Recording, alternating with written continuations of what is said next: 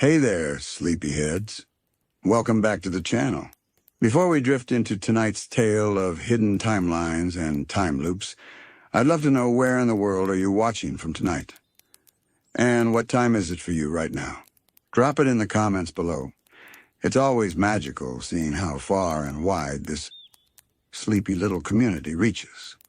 All right, lights low, blankets up, let's begin. In the Land of Ooo, time does not flow the way we expect it to. It bends, it folds, and sometimes it lingers like a dream that refuses to end.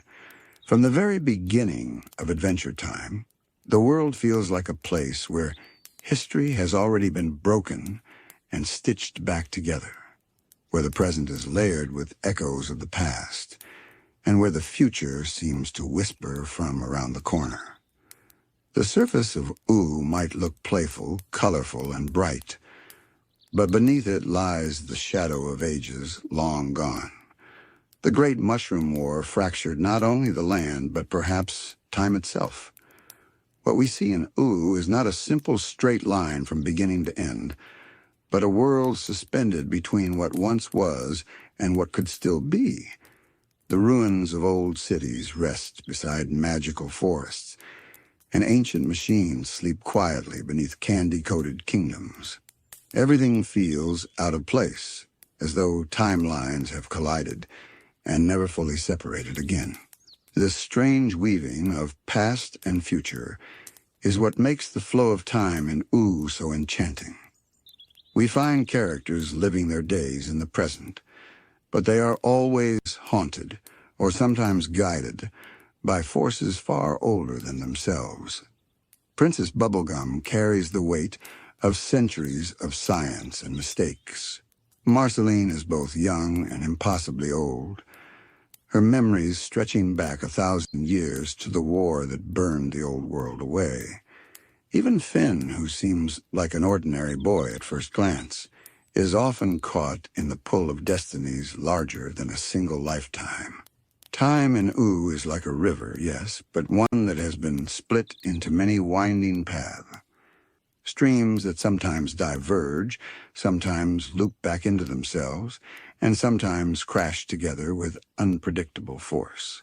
When we watch the adventures unfold, we begin to notice patterns. The same struggles repeating in new forms. The same lessons being learned again and again.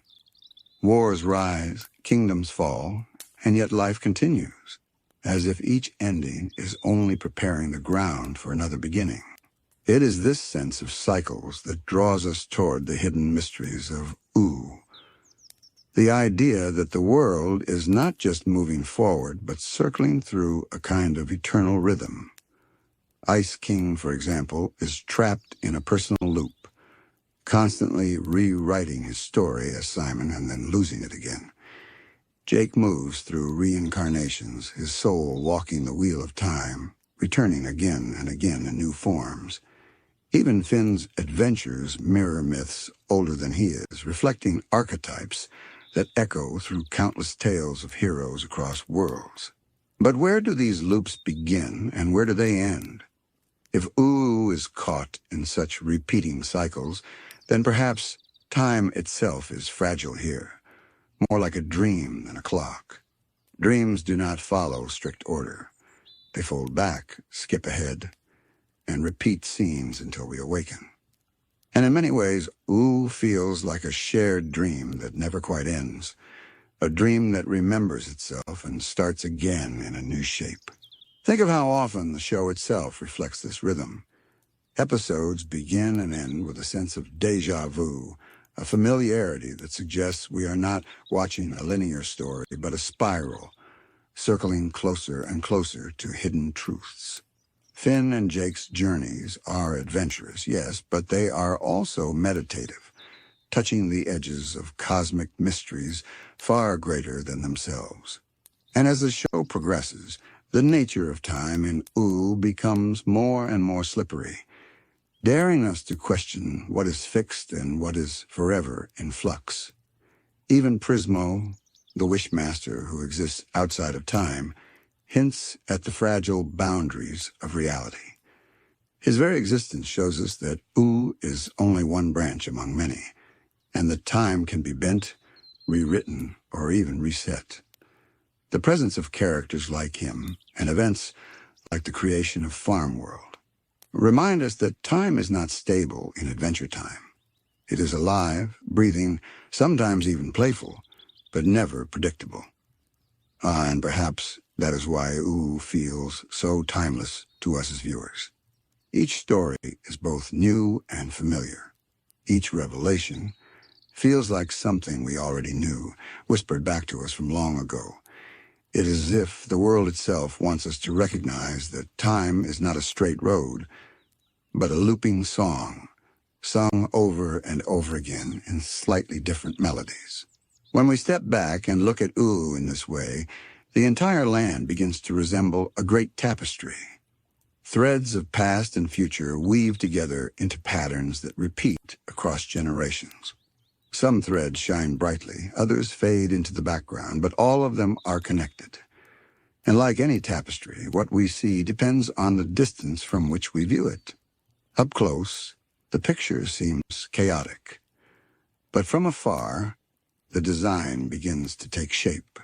The Land of Ooo, then, is more than just a stage for stories. It is a reflection of time itself, fragmented, cyclical, and layered with endless echoes. When we imagine the people of Ooo living their lives, we notice how their stories seem to drift across these layers of time, as if their footsteps echo in more than one direction. Characters like Peppermint Butler, who appears ageless, seem to carry knowledge not just of history, but of possibilities, of patterns that might play out again. His cryptic nature fits perfectly into this vision of time, for he is never fully surprised by events. Instead, he seems to anticipate them, like someone who has watched the wheel turn many times before.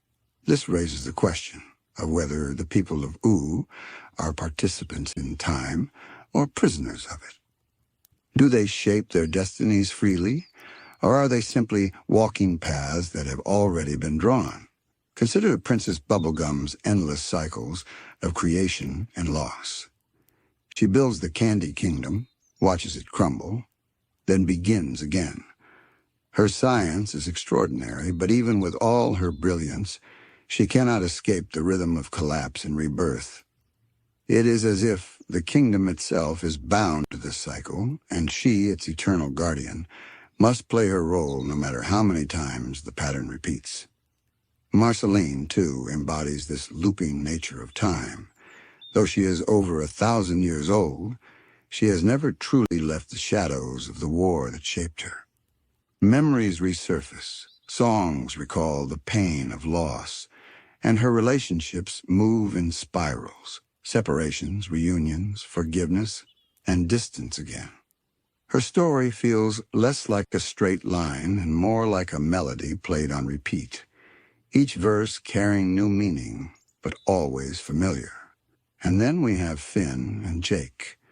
To them, time often feels like a sequence of adventures, one day after another, filled with quests, laughter, and battles. Yet hidden within their journeys are hints that they are also part of a larger rhythm. Jake's reincarnations are the clearest example, but Finn himself often faces challenges that feel pre-written, as though echoes of ancient heroes are guiding his steps. He wields swords passed down from forgotten ages, confronts villains older than kingdoms, and becomes tangled in destinies that long predate his birth. Finn's life, in many ways, is the retelling of a timeless myth, one that Ooo continues to sing across its many ages. This cyclical vision of time is not unique to Adventure Time. It appears in myths and philosophies across cultures, yet in Ooo it feels tangible. We see it in the land itself, ruins of skyscrapers jutting out of grassy plains, as though time has folded the future back into the past. Strange relics like BMO carry memories of technology lost to the old world, but now they live on as companions in a magical land. The ordinary boundaries of past, present, and future are blurred here. They coexist, layered one on top of the other. Perhaps this is why so many paradoxes feel natural in Ooo. When Finn encounters alternate versions of himself, when timelines split and merge, when wishes rewrite history, the world does not shatter under the weight of contradiction. Instead, it absorbs the change, weaving the new branch into its ever-turning wheel. Farmworld exists alongside Ooo. The Finn Sword is born from an alternate life. Even the death and rebirth of cosmic entities like Prismo feel like parts of a larger cycle rather than disruptions to it. The very existence of beings outside of time reinforces this. Prismo dreams eternally, shaping realities from his imagination. The cosmic owl carries messages from the future, delivering visions and dreams that influence the waking world. And the Lich, in his hunger for the end, is not merely a villain, but a force of entropy, the dark counterweight to the cycle of rebirth. These entities remind us that Oo's timeline is not stable, but porous, touched by forces that bend and stretch it in ways we cannot fully understand. As we follow these threads, the idea of Ooo as a place of eternal recurrence becomes clearer. Stories repeat with new faces, tragedies return in new forms, and victories echo across generations. There is comfort in this repetition, for it means that even after endings, there are always new beginnings. But there is also melancholy, for some struggles may never truly be resolved. They simply return again and again, reshaped but familiar. Take the Ice King, for instance. His story is perhaps the most heartbreaking loop of all. Simon Petrikov was once a kind man, yet bound by the crown's curse, he repeats the same cycle endlessly. Moments of clarity followed by descent into madness. Again and again his identity slips away, only to resurface briefly, before being lost once more. This cycle defines him, and though his friends may try to free him, it seems that the pattern is unbroken. Even in distant timelines and alternate realities, echoes of Simon's fate ripple outward, suggesting that some stories are inescapable. This raises a quiet, haunting question. Is Ooo itself aware of these loops? Does the land remember its own histories, shaping the lives of its people so that they reflect what has already been? The ruins scattered across the world feel almost like scars, reminders of battles and losses that are destined to be repeated. Every new age builds on the remnants of the old, and in the process, repeats its mistakes. When we think about time in Ooo in this way, it becomes less like a line and more like a spiral staircase. Each step feels higher, different, new. Yet when you look down, you realize you have been circling the same core all along. Every turn of the staircase brings you back to familiar sights, but from a slightly different angle. And so it is with Ooo, where every new story seems to circle back toward themes and struggles that have been lived before. If we listen closely to the stories scattered across adventure time, we begin to notice how even small details echo this spiraling nature of time. Consider the relics of the old world: videotapes, consoles, discarded machines. They are fragments of a past that should be gone, and yet they survive in the hands of characters who use them in entirely new ways. BMO, for example, is more than a relic. They are a companion, a piece of the old world still learning how to live in the new. Their memories are foggy, their purpose uncertain, yet their very existence ties the present moment to a forgotten age. It is as if time itself refuses to fully discard what came before. Instead, it recycles, reshapes, and breathes new life into what remains. This is why Ooo feels both ancient and newborn at once. The grass grows over shattered buildings, and candy citizens dance above buried ruins. The laughter of children is heard in places where battles once raged. And though the people of Ooo rarely speak of history in precise terms, the world around them remembers, holding traces of all the ages it has endured. There is a quiet mystery in this forgetting and remembering. For while Oo's surface story may seem whimsical and light-hearted, there is always a weight beneath it, the sense that every joy is balanced by sorrow that came before. Every new invention, every magical discovery, feels like it echoes something that once existed in another form. Time does not erase, it transforms. We can see this transformation in the way characters wrestle with identity across time. Jake's lives are scattered through the ages, yet he never truly remembers them. Still, pieces of those lives surface in dreams and instincts, in the way he seems naturally attuned to cosmic strangeness. He may not consciously recall each reincarnation, but the rhythm of those lives beats quietly inside him, like a drum keeping time beneath the melody of his current existence. Finn, on the other hand, feels the pull of destiny more directly. From the moment we meet him, he is portrayed as the last human, or so it seems. This identity marks him as something of a relic himself, a survivor of a vanished people. And yet as his story unfolds, we discover that he is not alone, that other humans linger in hidden corners of the world.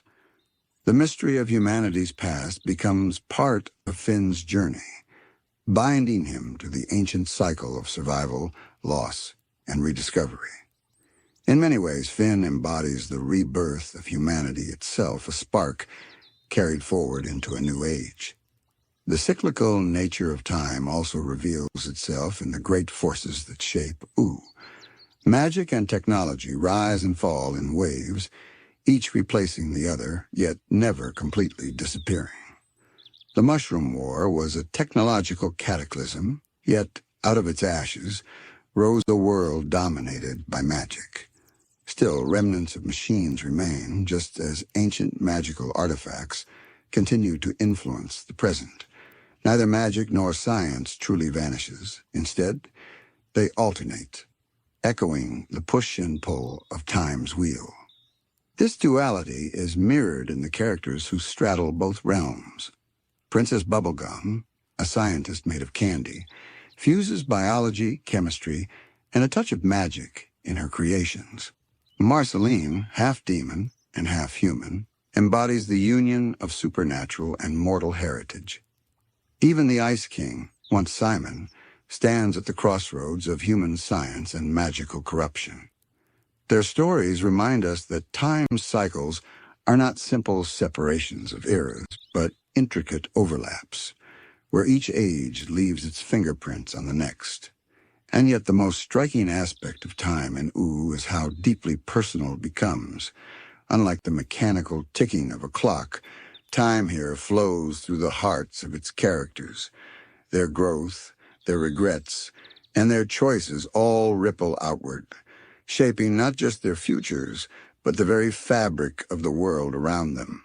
When Finn faces a trial, when Marceline sings of her memories, when Jake wonders about his place in the cosmos, these moments are not isolated.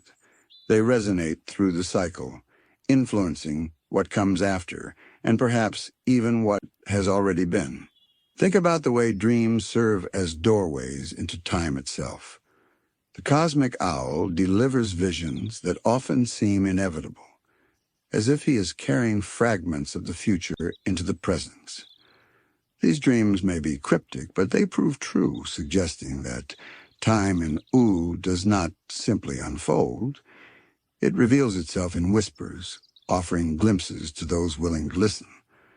Dreams then become part of the cycle, connecting past and future through symbols that bypass ordinary understanding. Prismo's dreamlike existence is another reflection of this theme. His powers allow him to bend and reshape reality, to grant wishes that rewrite timelines. But even his existence is precarious, tied to the dreams of an old man sleeping in another plane. This fragile link between dream and reality suggests that all of Ooo may be resting on a similar foundation, that the flow of time itself is dreamlike, sustained by something beyond ordinary perception. When we consider these elements together, we see how Ooo becomes a place where time is not rigid, but alive. It loops, folds, and breathes. It offers second chances and repeats old mistakes.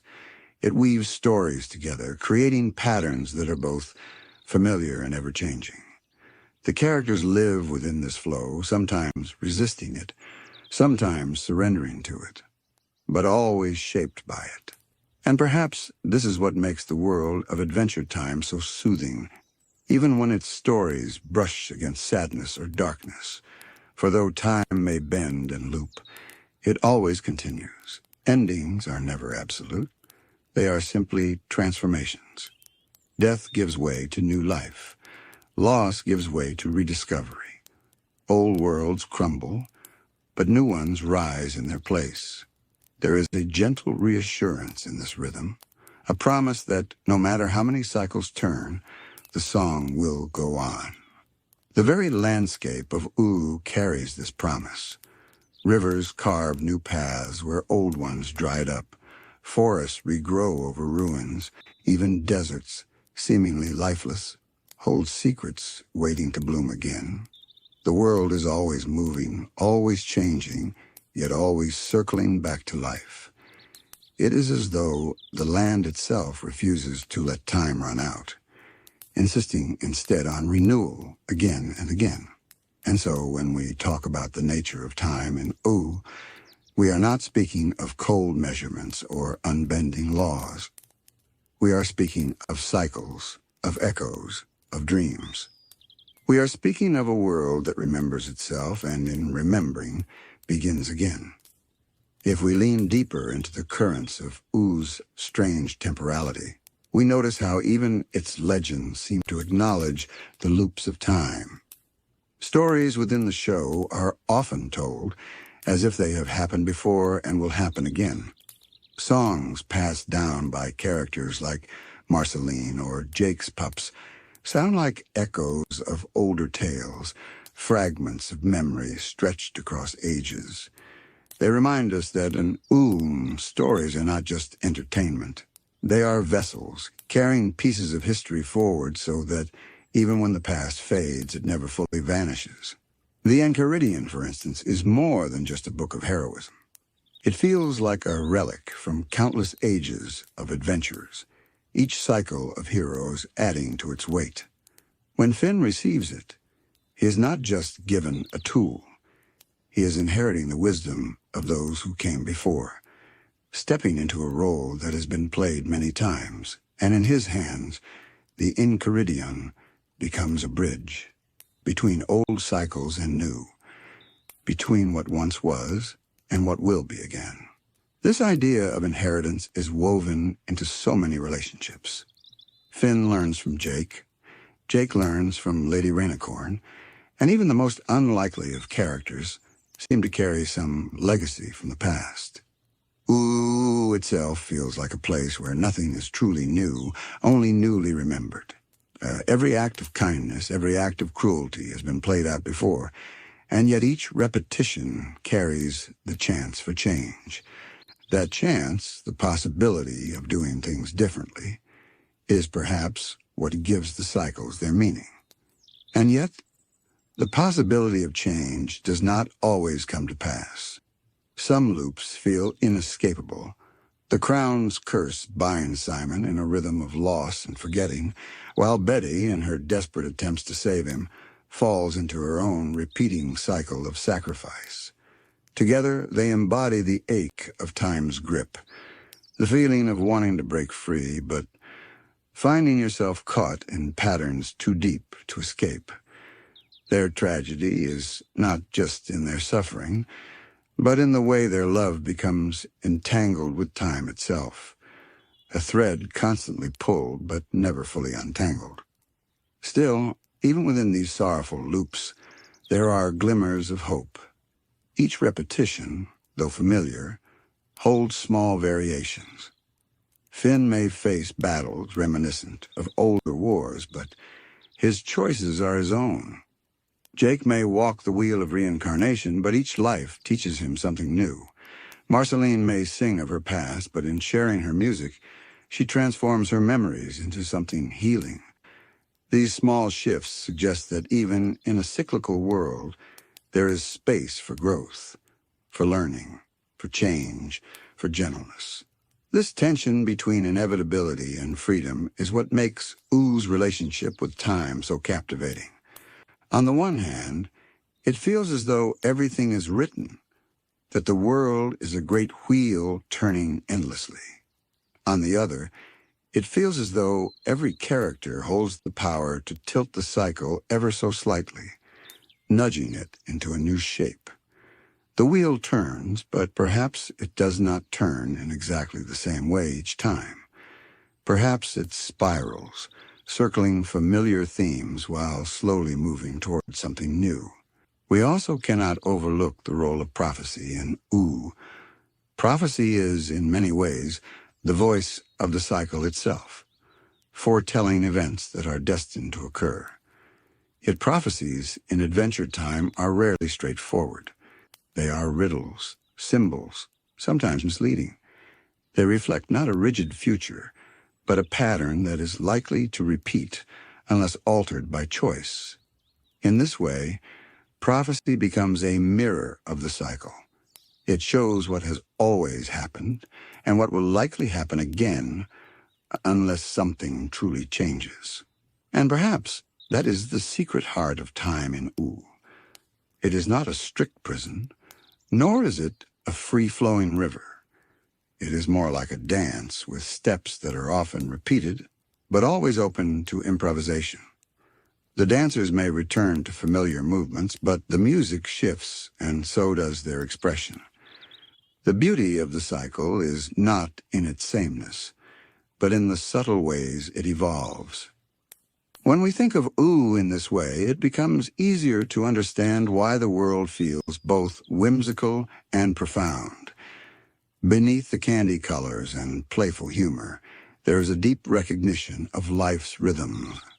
We all experience loops, routines, habits, memories that return again and again. We all inherit the legacies of those who came before us, just as Finn inherited the Enchiridion.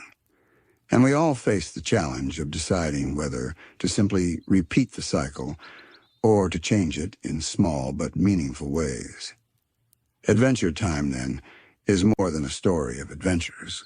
It is a meditation on time itself. It asks us to notice the loops, to feel the echoes, and to consider the ways we might live differently within them. Ooo is not a world bound by clocks and calendars.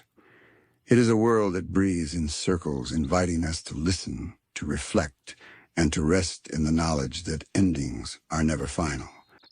We're going to slip gently into one of the strangest timelines hidden within Adventure Time's vast and dreamlike world, the Farmworld Paradox. A place where familiar faces wear unfamiliar masks, and where the fabric of time itself begins to twist in strange and uneasy ways. So settle in, let your breathing soften, and let your imagination walk with me into this curious corner of Oo's many possible realities. The Farmworld timeline is born not out of natural history, but out of a wish made to Prismo, that strange and timeless being who exists in a chamber outside of reality itself. When Finn, in his frustration and grief, asks Prismo to undo the existence of the Lich, he does not realize the consequences. In that instant, time does not simply bend, it fractures. A whole new world spills forth, one that is both completely new and eerily familiar. In this new reality, the Great Mushroom War still occurred, but without the Lich's terrible presence looming over its aftermath. Instead of magic and monsters reigning supreme, humanity endured in fragile pockets, struggling against the cold and the scarcity of a world changed forever. And here we meet Farmworld Finn, a version of the hero we know, but shaped by a harder life. No magic sword, no talking dog, no soft adventures in candy-colored kingdoms. His days are filled instead with the grit of survival, the ache of hunger, and the stern responsibility of caring for his family. It is strange to think that this entire existence, these lives and struggles, are born only from a wish. They are not echoes or illusions. They are real, self-contained, full of people with their own choices, fears, and joys. Yet their existence feels haunted by impermanence, because they only exist as long as the paradox itself remains. If Finn had never spoken those words, "I wish the Lich never existed," Farmworld would never have come to be. It is both real and unreal, alive and fragile, all at once. When we look closer at this paradox, it feels like staring into a hall of mirrors. Finn wished the Lich away, but in doing so, he created a new timeline where the Lich still lingered, not as the vast cosmic destroyer we know, but as a seed trapped in a crown of ice. The Lich cannot be fully erased because he represents something more fundamental than a villain to defeat. He is entropy, destruction, the hunger for nothingness. And so in Farmworld, he finds another path, another vessel, another way to emerge. The paradox is that even when Finn removes him, he cannot truly be removed. The weight of this paradox sits heavily when you think about Farmworld Finn himself. Imagine his life, never knowing that his world is the product of someone else's choice, never realizing that he himself might not have existed if not for a moment of grief in another Finn's heart. To him, his struggles are all he has ever known. The frozen nights, the constant fight to survive, the love he bears for his family. To him, they are everything. Yet to us, watching from the outside, they are a fragile branch sprouting from the tree of time, one that could be pruned away in an instant. As we drift deeper into this tale, we might begin to sense the sadness at the heart of Farmworld. It is not only a survival story, but a world caught in a strange limbo, born from a wish, bound to a paradox, and haunted by the shadow of the Lich. It is a place that asks us to wonder how many other realities lie hidden just beyond our sight. How many versions of Ooo might exist, created by choices, mistakes, or even the idle wishes of beings outside of time. And so Farmworld stands as our first clear glimpse into the fragile, branching paths of time within Adventure Time. A reminder that even in a land so colorful and strange, the rules of time are not fixed. They can be bent, reshaped, and sometimes broken entirely. The Farmworld timeline begins as something simple, a reality without the Lich. But the truth is, simplicity has no place in Adventure Time's world of magic and layered mysteries. The paradox deepens when we realize that removing the Lich doesn't cleanse the world of destruction. It only delays it, reshapes it, and even hides it beneath the surface. The Lich is like a shadow that cannot be erased. He lingers, not as a towering figure of bones and flame, but as a presence sealed within the magical crown. This is where the ice crown takes the center stage in the Farmworld. In Oo's main timeline, the crown is a curse, granting Simon eternal life, but at the price of his sanity. In Farmworld, it carries something far darker. Instead of twisting a human into the tragic Ice King, it becomes the vessel for the Lich himself. When Farmworld Finn encounters the crown, he does not yet understand the enormity of what he holds. To him, it seems like an artifact of power, something to help him protect his family in a dangerous world. But in truth, the crown is a door, and through that door, destruction waits.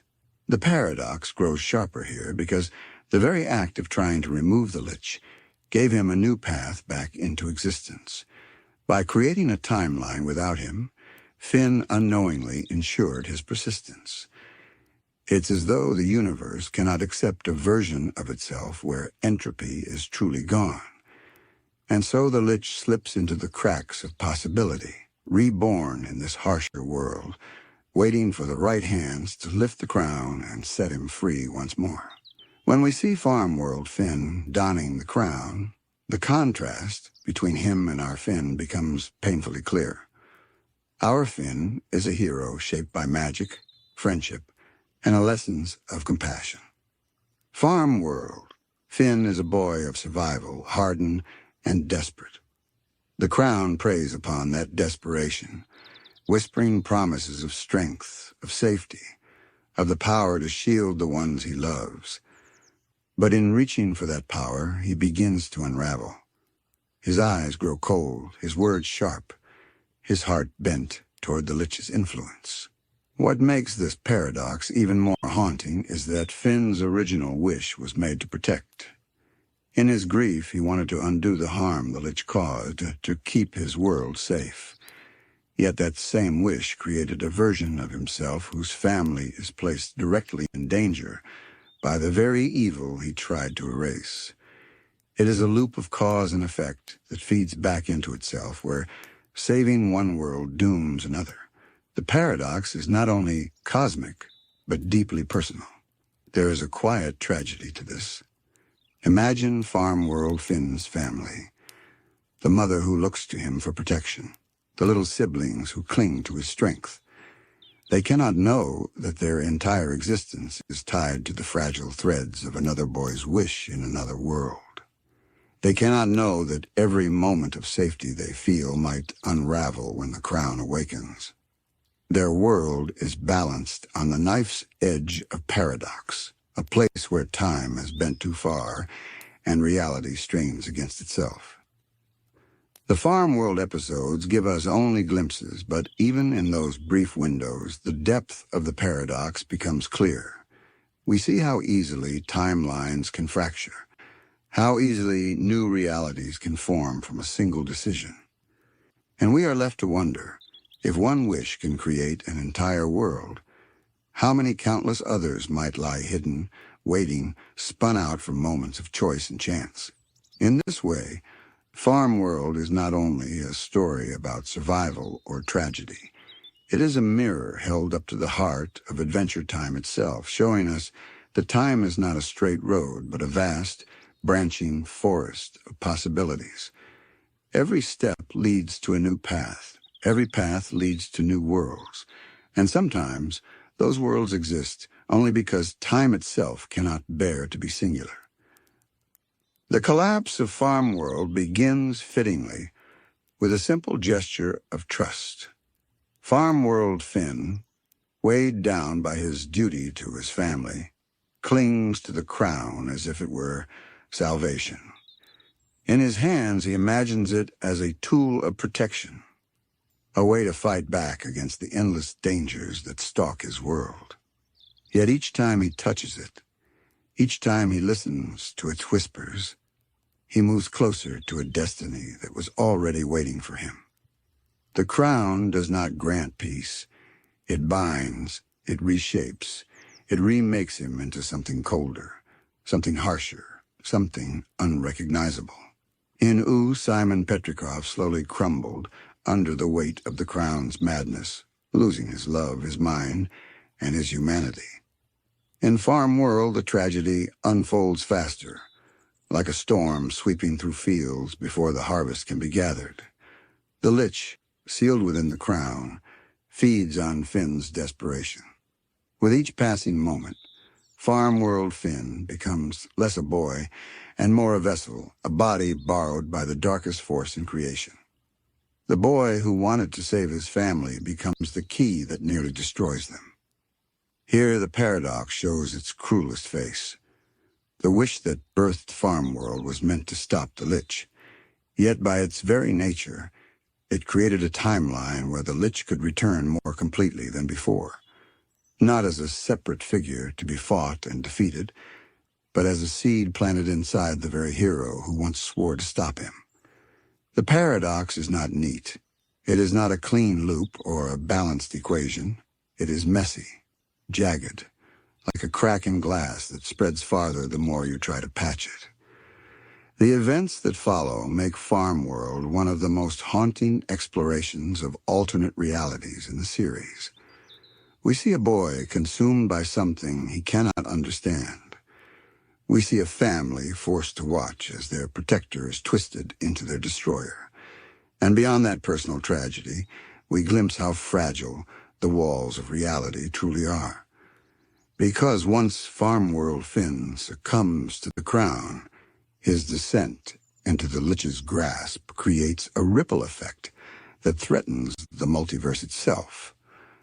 The fracture does not remain contained within that single timeline. It bleeds outward. This bleeding of realities reminds us of something Prismo once said. Wishes are not magic in the traditional sense. They are rewrites, entire shifts in the framework of existence. When Finn made his wish, he did not simply ask for a spell, he authored a new world. And like any author, he could not predict every outcome. Farmworld is not only an alternate path, it is a reminder that reality is fragile, vulnerable to even the gentlest push, and that every rewrite leaves behind cracks that may never fully heal. There is also something chilling in how quickly the paradox corrects itself. The timeline seems unwilling to remain stable.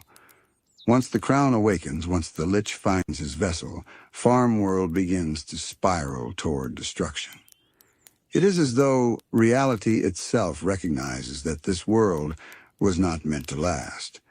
Farmworld Finn may fight, he may struggle, but his struggle is not with bandits or monsters. It is with the very fabric of his existence, which strains under the weight of paradox.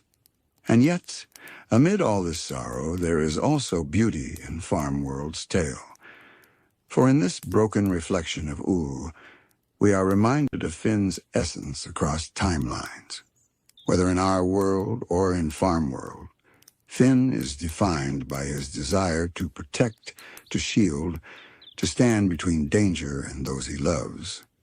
That desire, though twisted by circumstance, is still there. It flickers in his eyes even as the crown drags him deeper into the abyss. And in that flicker, we see the enduring truth of his character, that even in the darkest timelines, Finn's heart reaches for lights. As Farmworld shatters under the paradox, the echoes of its collapse linger in Ooo. The multiverse is not neat. It remembers. And though Finn may return to his own timeline, his wish undone, the shadow of what he created lingers like a dream half forgotten. It is this lingering quality that makes Farmworld so haunting. It is not a world we can simply forget, because it shows us that time in Adventure Time is never simple, never singular. It stretches, it breaks, it loops, and it remembers. Farmworld's unraveling shows us something profound about time in Adventure Time, that it is not only non-linear, but deeply resistant to permanence. Every attempt to alter it, to hold it still, or to carve out a perfect version of reality, seems to invite collapse. Finn's wish to undo the Lich's destruction was pure in its intent. But the universe seems to push back against purity. It bends, it buckles, and eventually it restores the chaos that is woven into its design. Farmworld stands as a testament to this, an entire world created in a moment of longing, only to unravel under the weight of its own impossibility. And yet, paradoxically, Farmworld does not vanish entirely. Even after the wish is undone, the threads of that reality continue to exist. We see glimpses of Farmworld later, when the crown becomes central once again. We see that its inhabitants still live, their struggles ongoing, their reality stubbornly persisting despite being born from a paradox.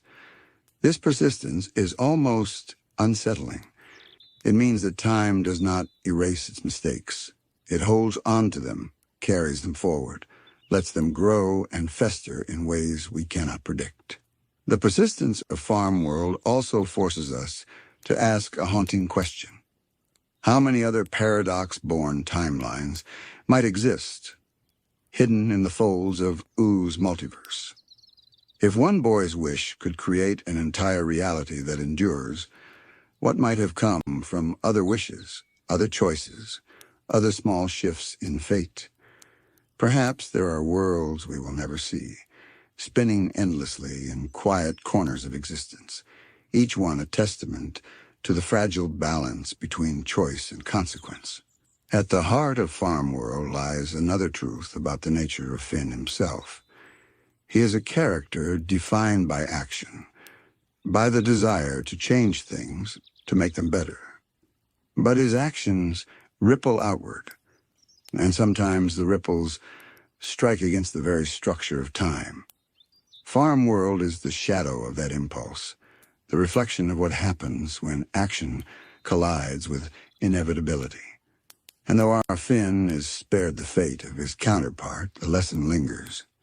Even the noblest choices can carry unforeseen costs when time is involved. The tragedy of Farmworld also deepens our understanding of the Lich. He is not just a villain bound to one timeline, one set of events. He is entropy personified, a force that seeps into every crack of possibility. Remove him from one world, and he finds another. Banish him to the crown, and he waits to be unleashed. The Farmworld Paradox teaches us that the Lich is not only an enemy to be fought, he is inevitability itself, the proof that chaos and decay cannot be erased from the story of time. When we think of Farmworld as a whole, it is tempting to see it as a failed experiment, a side path quickly corrected by the main timeline.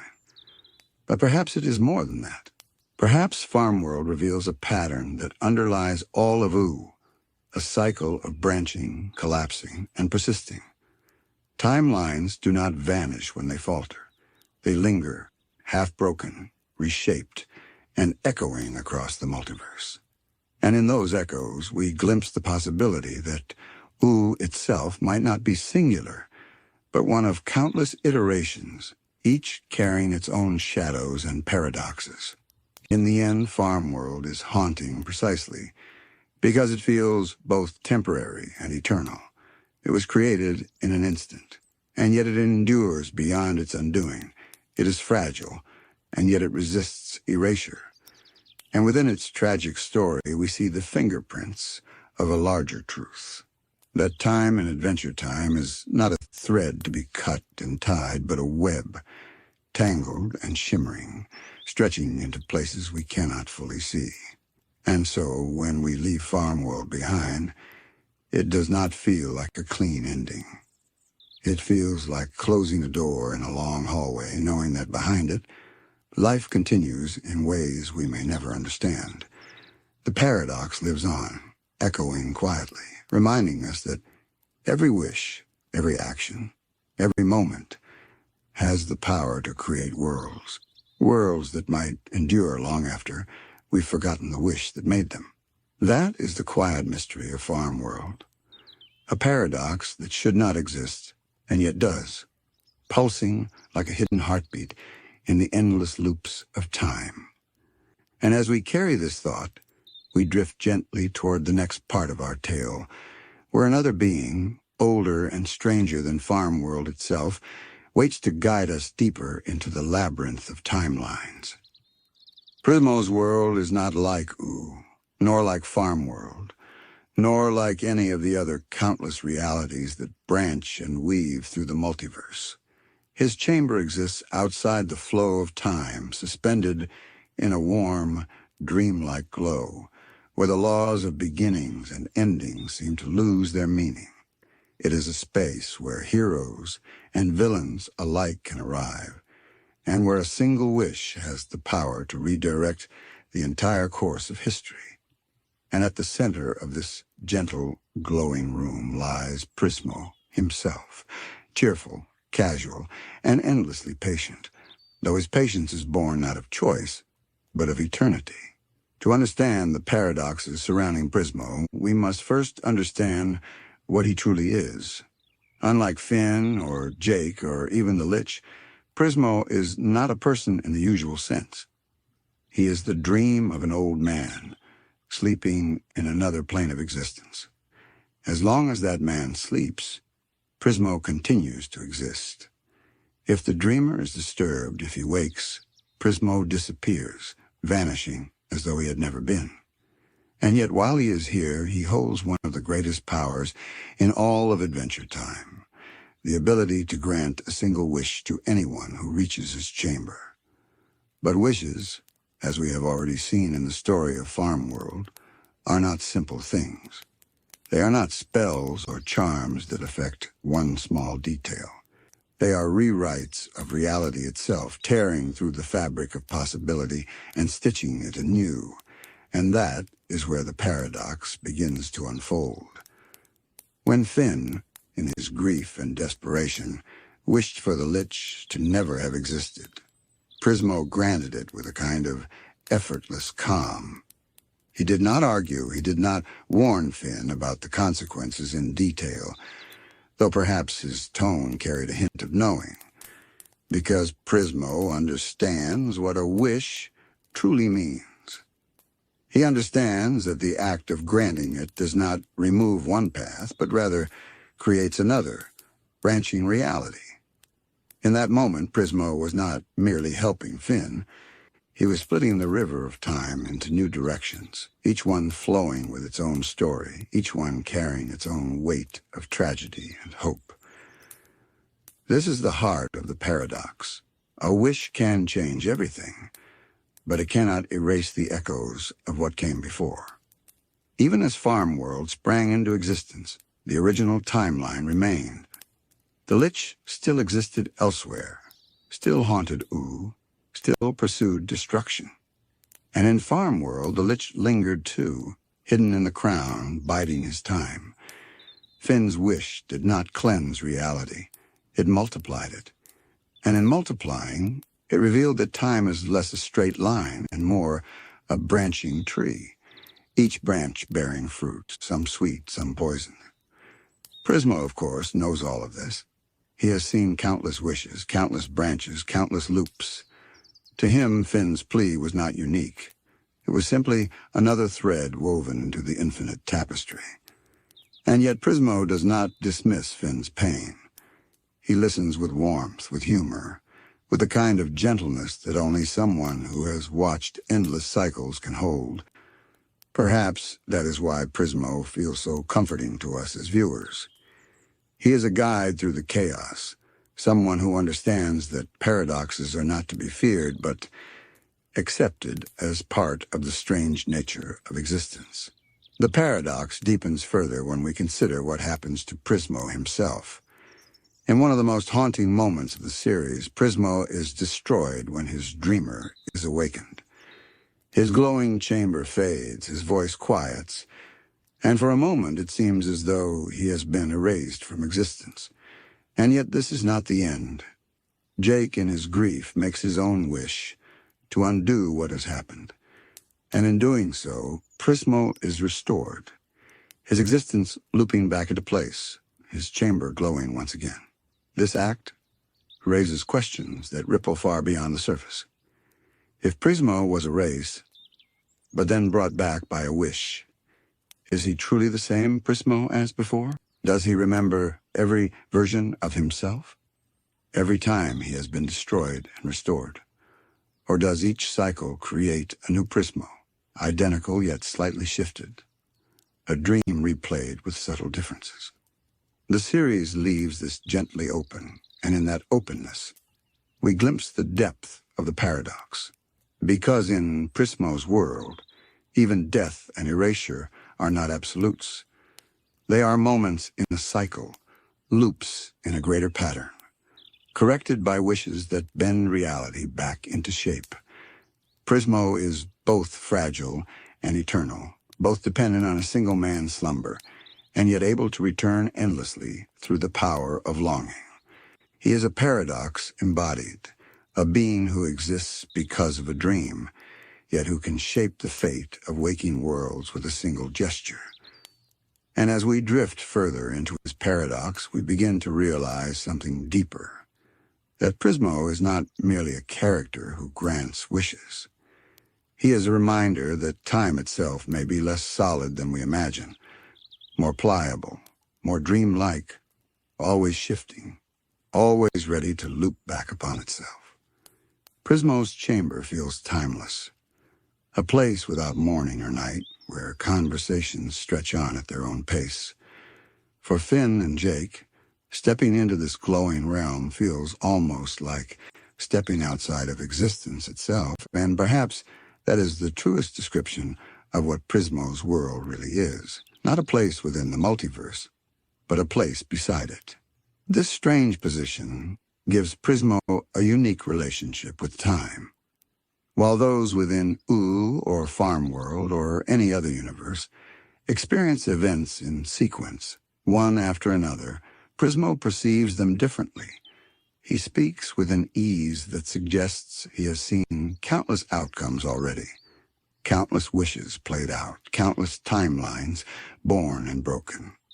His laughter, his casual way of greeting visitors feels like the voice of someone who has grown comfortable with infinity. And yet this comfort carries with it a quiet sorrow, for Prismo does not live a life of his own choosing. He is bound to the sleep of the old man who dreams him. As long as the dream continues, Prismo exists. When the dream ends, so does he. This dependence is itself a paradox because Prismo feels so real, so alive, so aware. He offers wisdom, forms friendships, and shapes the very structure of reality. And yet, he is a thought, sustained only by another's unconsciousness. The fragility of that truth hangs over him like a soft shadow when he never tries to hide. This fragility is what makes Prismo's paradoxes so striking. Here is a being who can grant a wish powerful enough to rewrite entire universes, but who can vanish in an instant if his dreamer stirs. He is both the most powerful and the most fragile figure in Adventure Time. And because of that, every moment spent with him feels precious, as though it might dissolve if we blink too long. When we look at the wishes Prismo grants, we see echoes of this fragility reflected outward. Finn's wish created Farmworld, yes, but it also revealed that even when reality is rewritten, cracks remain. Jake's wish to bring back Prismo shows the same thing. That time can be corrected, but only through a kind of delicate stitching, a patchwork of new reality laid over the old. It is never seamless. It is never simple. The paradox remains. What makes Prismo's paradox so endlessly fascinating is his awareness of it. Unlike Finn or Jake, who stumble through these strange loops, Prismo understands. He knows that wishes branch into new realities. He knows that every choice creates another world. And in that knowledge, he holds a kind of eternal patience. To him, there is no rushing, no panic. Even when he fades away, he seems to accept it, as though he trusts the cycle to bring him back. That acceptance is almost soothing. It reassures us that even in the strangest twists of time, there can be calm. But Prismo's awareness also raises haunting questions. If he knows the consequences of every wish, does he also know which timelines will collapse? Does he watch entire universes spiral into ruin, powerless to intervene beyond the wishes people make? His calm smile and warm voice might conceal a deeper weight. The weight of endless observation, of being present for countless loops and paradoxes without ever truly being part of them. We are left to wonder whether Prismo himself is caught in a kind of loop.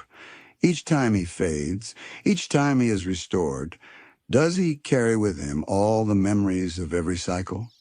Or does he begin anew, smiling as though nothing has changed, unaware of how many times he has been erased and remade. The show leaves this question open, and in that openness, we find a paradox that is both beautiful and unsettling. Prismo may be eternal, or he may be endlessly replaced. He may be singular, or he may be infinite. And in that uncertainty lies the essence of his paradox. He is a dream with the power to reshape reality, but he may also be one of countless dreams across countless cycles. Every moment with him could be the first or the last, or simply one of many. And yet to those who meet him, Finn, Jake, and even us as viewers, he feels real. His warmth feels genuine. His presence feels steady. Perhaps that is the truest lesson of Prismo's paradox, that even in a world of loops and contradictions, meaning can still be found in connection, however fragile. Now let's dig a little deeper into the mechanics of Prismo's wishes themselves, because they're not as simple as they appear on the surface. At first, it seems like Prismo is this all-powerful being who can just rewrite the rules of reality at a snap. But the truth is a little more slippery. Every wish he grants doesn't overwrite the universe. It creates a completely separate timeline. Think of it like flipping open a blank notebook every time someone makes a wish. A new page is written, a new story begins, but the old page doesn't vanish. It still exists, waiting to be read. This means that every single wish has consequences beyond what the wisher sees. Finn wishes for the Lich to never have existed. Sure, he gets Farmworld. But in creating that reality, the original one still lingers, and the Lich isn't really erased. He's simply sidestepped, shuffled into the margins of another page. And when wishes start stacking up, those margins begin to bleed together. It's like too many ripples in a pond. Eventually, they intersect. What makes Prismo's paradox so fascinating is that the act of granting wishes itself could destabilize the very flow of time. If each wish splits off into a branching universe, then in theory, Ooo isn't just one world. It's infinite. Infinite worlds layered on top of each other, each one slightly different. Each one birthed from a choice, a desire, a dream spoken aloud in Prismo's timeless chamber. Now let's imagine for a moment the weight of this. Prismo has existed for eons, maybe longer than time itself in Oo's measurement. Countless beings must have stumbled upon him, making wishes that fractured reality again and again. So by the time Finn and Jake arrive, Ooo could already be a knot of overlapping timelines, tangled in ways no one can fully untangle. Maybe that's why certain events in the show feel eerily repetitive or cyclical. Maybe that's why we see echoes of characters, versions of Finn, like Farmworld Finn, versions of Jake, versions of entire histories. They might not just be storytelling devices. They could be direct results of Prismo's ripple effect. And here's where it gets especially haunting. Prismo himself doesn't seem overly concerned with these fractures. He's playful, chill, almost careless about it all. Maybe that's part of his charm. Or maybe it's because he's aware of something we aren't. Maybe to a cosmic entity like him, these branches don't matter, because no timeline is ever truly lost. They're just part of the ever-expanding web of existence. To him, all outcomes are equally valid. But to the people living inside those branches, those splits are everything. Their life and death, their hope and despair. Take Farmworld again as an example. That timeline only exists because of Finn's wish. To us as viewers, it feels like an alternate reality. But to Farmworld Finn, it's his only reality. He doesn't know he's the product of a paradox. He doesn't know that his existence hinges on a wish made in another world. And yet his struggles are no less real. His family, his choices, his suffering, they're as genuine as anything in the prime Ooo timeline. That's the cruel beauty of the paradox. It validates all possibilities, even if they contradict each other. Now, here's a thought experiment to drift on as you sink deeper into your blankets tonight. If every wish creates a new branch, what happens when wishes overlap? What if two beings wish for conflicting realities? Does one timeline cancel the other? Or do they both persist, stacked awkwardly on top of each other like jagged puzzle pieces? Maybe this is why Ooo feels so unstable at times, why reality itself seems flexible, dreamlike. It could be that Ooo isn't just living through one continuous timeline, but countless overlapping ones vibrating against each other. And that leads us to the most unsettling question of all. Is Ooo itself, our familiar Ooo with Finn, Jake, Princess Bubblegum, the Ice King, is it even the original, or is it just one of many branches? Could the Ooo we know simply be the result of some forgotten wish made long before Finn was even born? That's the kind of paradox Prismo's existence forces us to face. A reality where there is no single true timeline, only endless variations, each claiming authenticity, each looping endlessly into itself. One of the most striking things about Prismo's paradox is how it redefines the very concept of destiny in Ooo. If every wish spins off into its own world, then destiny isn't a straight line at all. It's a branching forest of possibilities, each one equally real. When Finn or Jake talk about fate, about whether their choices matter, the paradox quietly whispers that every choice matters, because each one could fracture into a whole new universe. Even the tiniest wish, spoken half seriously in Prismo's chamber, could echo across eternity. But what's most chilling is the idea that Ooo itself may be trapped within these echoes. Imagine a timeline that loops back onto itself, not because of natural cycles, but because of overlapping wishes. Say someone wished to relive a moment, or to undo a mistake, or to return to a lost love. That wish might create a loop that endlessly replays the same sequence forever. To the people living inside, it would feel like déjà vu, like history repeating without explanation. And isn't that exactly what we see at times in Adventure Time? Patterns that resurface, characters that return, events that feel eerily familiar. Think of Prismo's chamber as a cosmic machine where the boundaries of reality thin out. Every wish is a lever pulled, every desire a thread woven into the fabric of time. And Finn, Jake, and the audience only ever glimpse the edges of this machinery. For all we know, entire civilizations could exist solely because of a single forgotten wish. Whole histories might be constructed from nothing more than a fleeting thought spoken to Prismo long ago. Now let's pause on Prismo himself. He's such an interesting figure because of how casual he is about all of this. He lounges, he jokes, he offers snacks. He doesn't look like a god holding infinite power. He looks like a friend you might hang out with at 2 a.m. But that's where the unease lies. Prismo's paradox doesn't come with warnings, disclaimers, or guides. He doesn't explain the weight of what a wish truly does. Maybe he can't. Or maybe he knows that trying to explain infinity is pointless. Still, when Finn makes his wish, when Jake asks for his own, Prismo just goes with it, letting new branches spark into existence like fireworks. That nonchalance raises another question. Does Prismo actually control these outcomes, or is he simply a channel for them? Perhaps Prismo isn't the one creating timelines, but more like a doorway that allows desires to manifest. In that case, the paradox isn't even his doing. It's ours.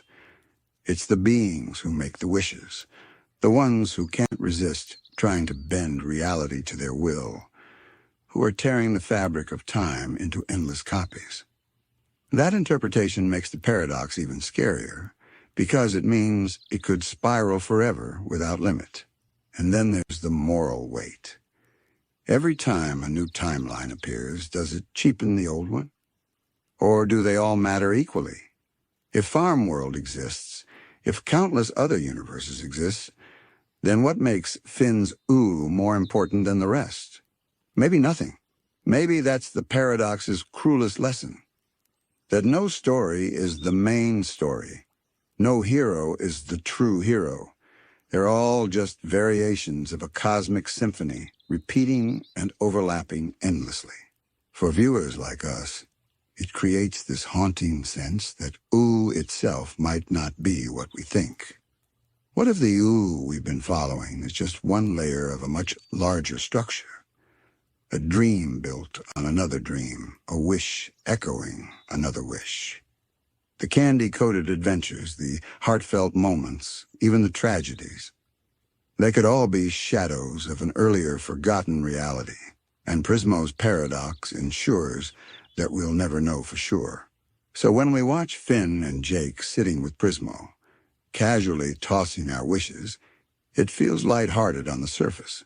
But underneath, it's one of the most unsettling things in the entire show, because those wishes don't just vanish when the episode ends. They linger, spawning new timelines that continue to exist whether we see them or not. The show gives us glimpses, Farmworld, the Wish universes.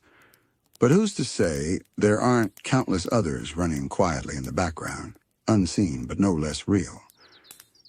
And this leads to a thought that lingers long after the episode fades. Maybe Ooo itself is a paradox. Maybe what we're watching, what we're lulled to sleep by, isn't the real Ooo at all, but one of Prismo's many branches. A timeline that only exists because of a wish someone made long ago, and if that's true, then even our comfort in watching Adventure Time is part of the loop. We're peering into one layer of an endless paradox, drifting through a dream that never truly ends. When we think about time in Adventure Time, it's easy to picture grand cosmic loops, universes splitting apart, or a paradox is born in Prismo's chamber.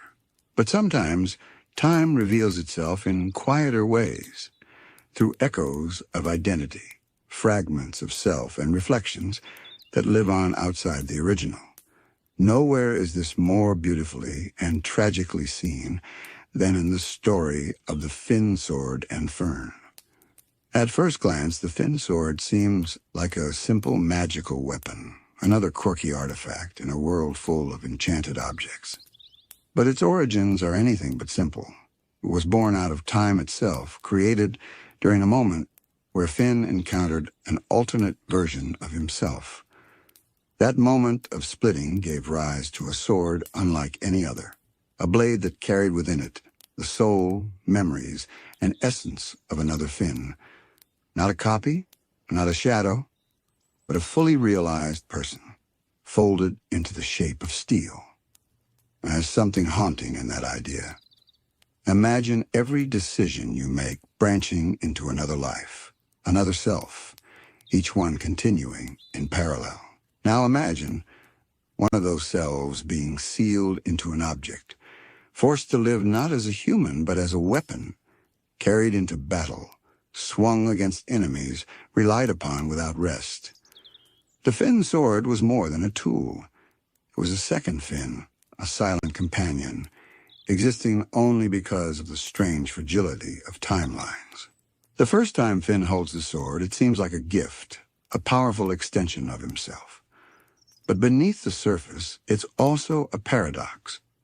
This Finn, this echo, wasn't supposed to exist in Ooo.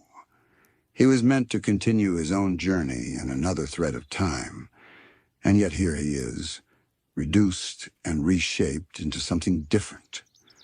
That duality, the joy of having a strong weapon and the tragedy of knowing it is a trapped version of oneself, sets the tone for everything that follows. The Finn sword raises difficult questions about identity. Who is the real Finn? Is it the one walking freely through Ooo, making choices and learning lessons, or is it also the one inside the sword, whose existence is just as valid, even if he can no longer move or speak.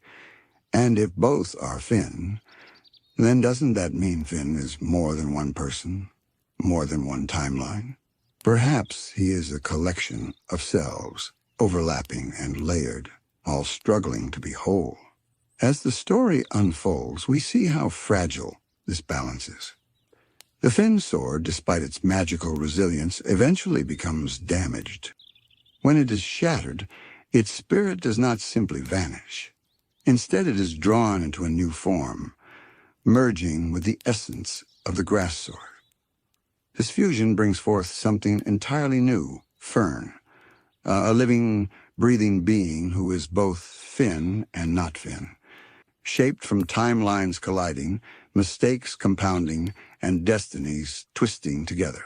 Fern is one of the most poignant embodiments of Adventure Time's looping, paradoxical nature.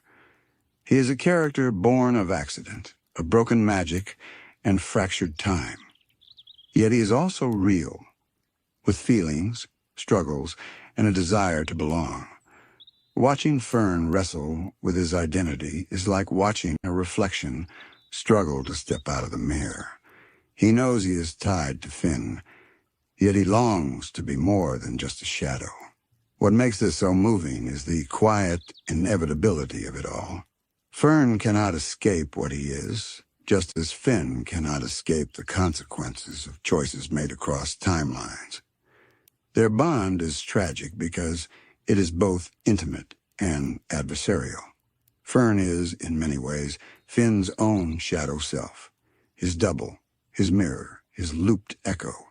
And like so many paradoxes in Adventure Time, their connection suggests that time itself cannot help but fold in on the people at its center. As we drift deeper into Fern's story, it becomes clear that the Finn Sword and Fern are not just magical accidents, but symbols. Symbols of how timelines refuse to remain neat and separate, how identities blur, and how the echoes of our choices can take on lives of their own. In Fern, we see the cost of paradox made flesh. In the Finn Sword, we see the fragility of identity when caught in the twisting currents of time. Fern's existence begins as something fragile, a life pieced together from remnants that were never meant to meet. The shattering of the Finn Sword and its merging with the grass sword creates a being who carries both the weight of memory and the burden of cursed power. To Finn, Fern is both familiar and strange. When he first encounters him, there's a flicker of recognition, like looking into a mirror that doesn't quite match. Fern moves like him, speaks like him, remembers pieces of the same childhood adventures. Well, but beneath that surface, he is haunted by something heavier. Where Finn often finds hope, Fern finds despair. Where Finn leans on friendships, Fern feels the shadow of isolation. It is as if the timeline that birthed him carried all the weariness, all the bitterness of choices unmade, and wrapped them into his new identity. This imbalance makes Fern restless. He is Finn, yet he is not. He is alive, yet his life was never freely chosen. He cannot shake the feeling that his existence is secondhand, borrowed from cracks in the story rather than written in his own ink.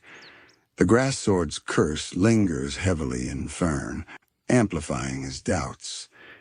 In the series, the grass sword always represented something unsettling, a weapon bound to Finn, growing stronger, more possessive, more entwined with him.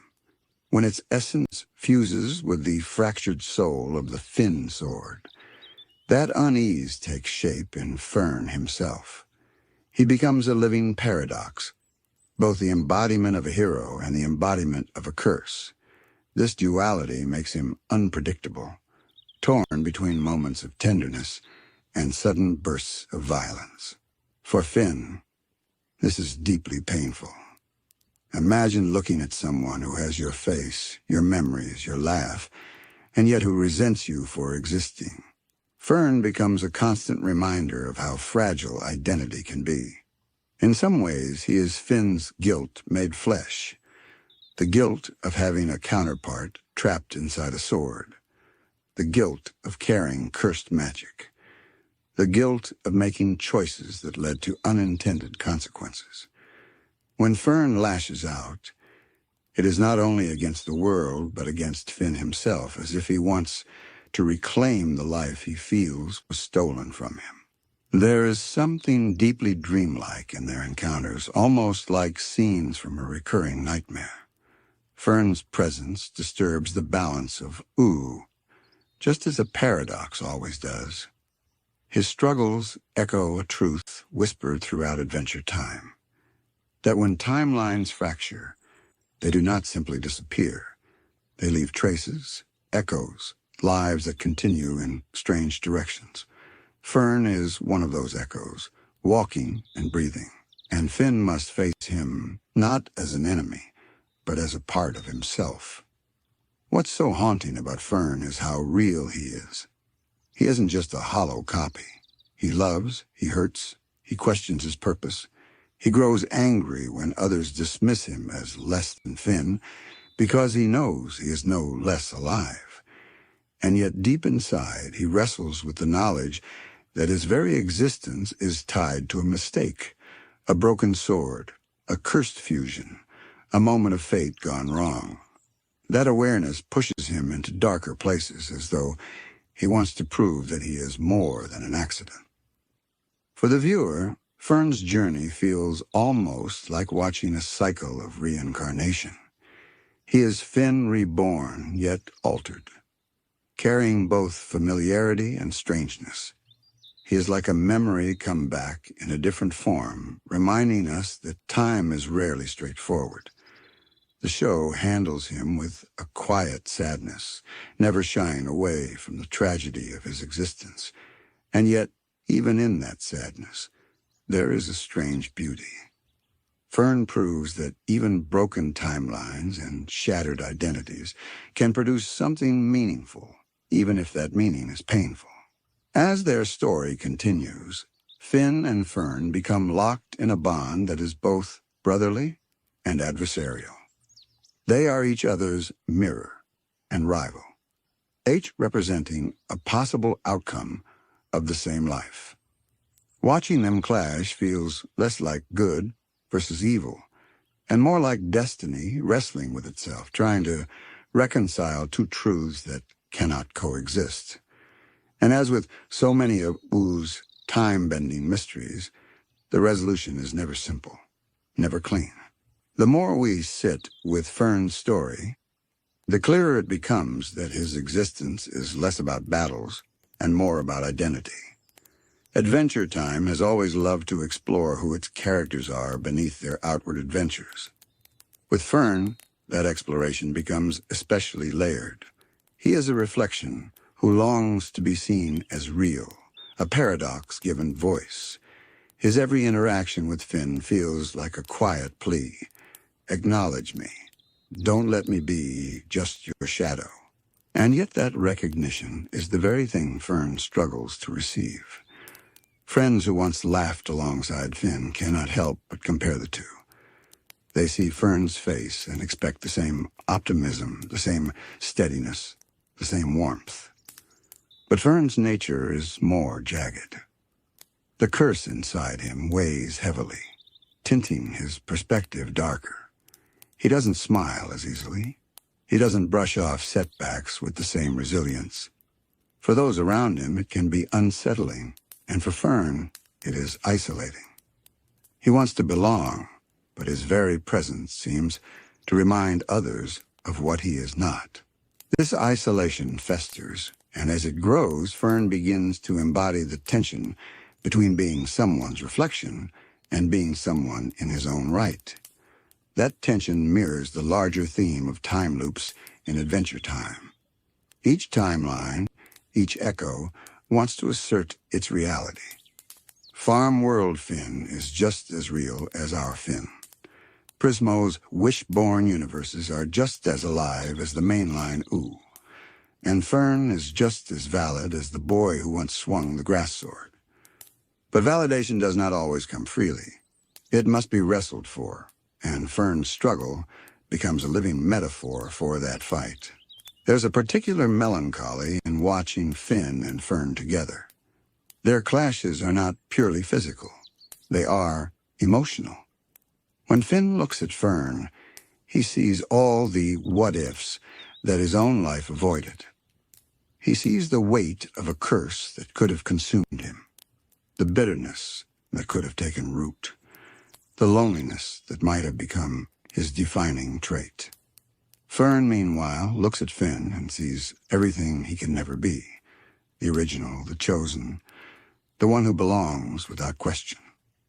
Their conflict is less about swords clashing and more about identities colliding, like two rivers meeting at a bend in time. The symbolism here is striking. In mythology and folklore, the double often represents a test or a trial. To meet your double is to confront aspects of yourself that you deny or suppress.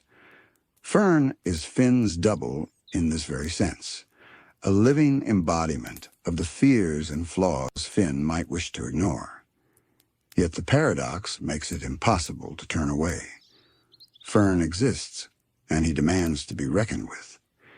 In the bedtime quiet of this tale, we might imagine them as dream figures, one boy born of the day, the other born of the shadow, circling each other endlessly within the great loop of Ooo.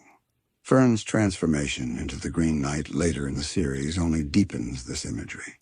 No longer just a reflection, Fern becomes a darker archetype, almost mythic in presence. The Green Knight is a figure of challenge, one who tests the hero's strength not just in combat, but in spirit.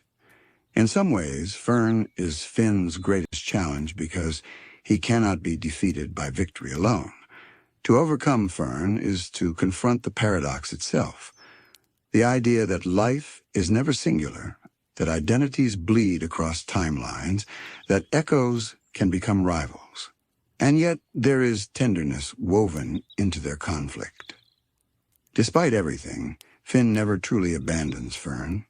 He recognizes, even in moments of anger, that Fern's pain is real, that his existence, however twisted by paradox, deserves compassion. This compassion, though it does not undo Fern's fate, colors their story with humanity.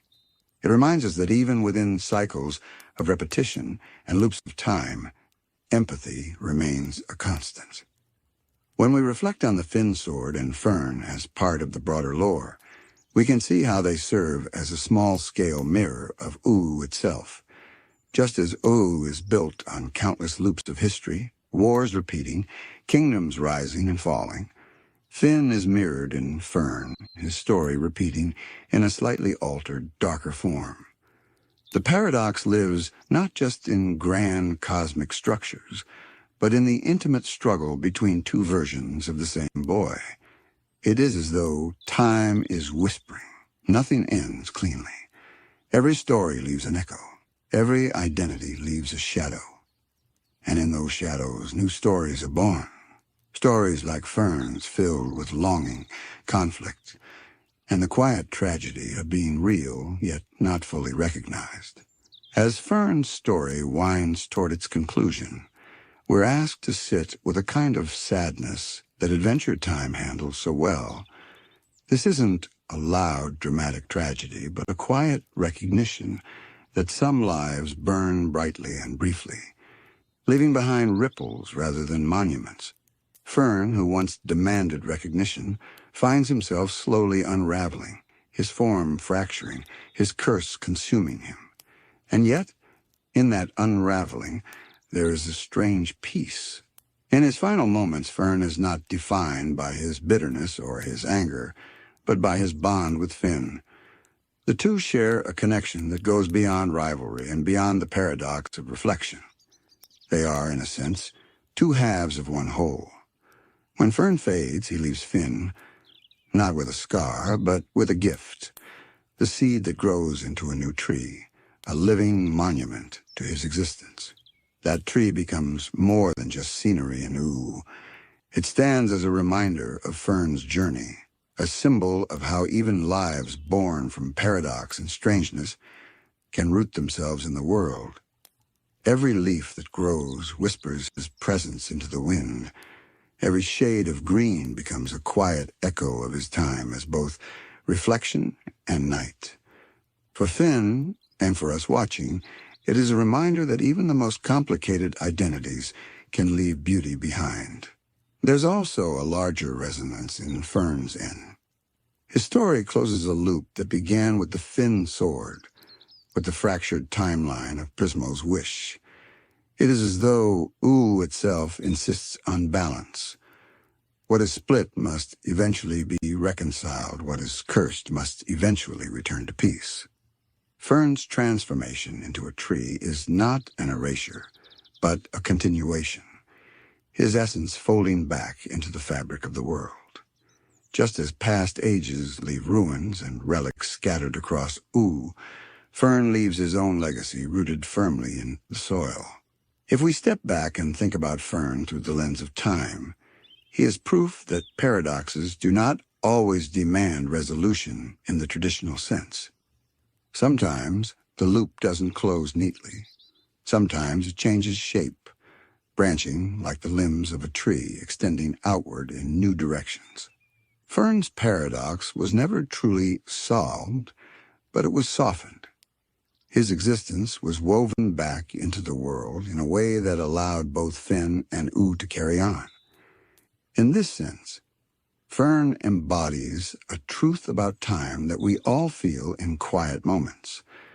That not every question has an answer, not every story has a clean end, but everything leaves an imprint.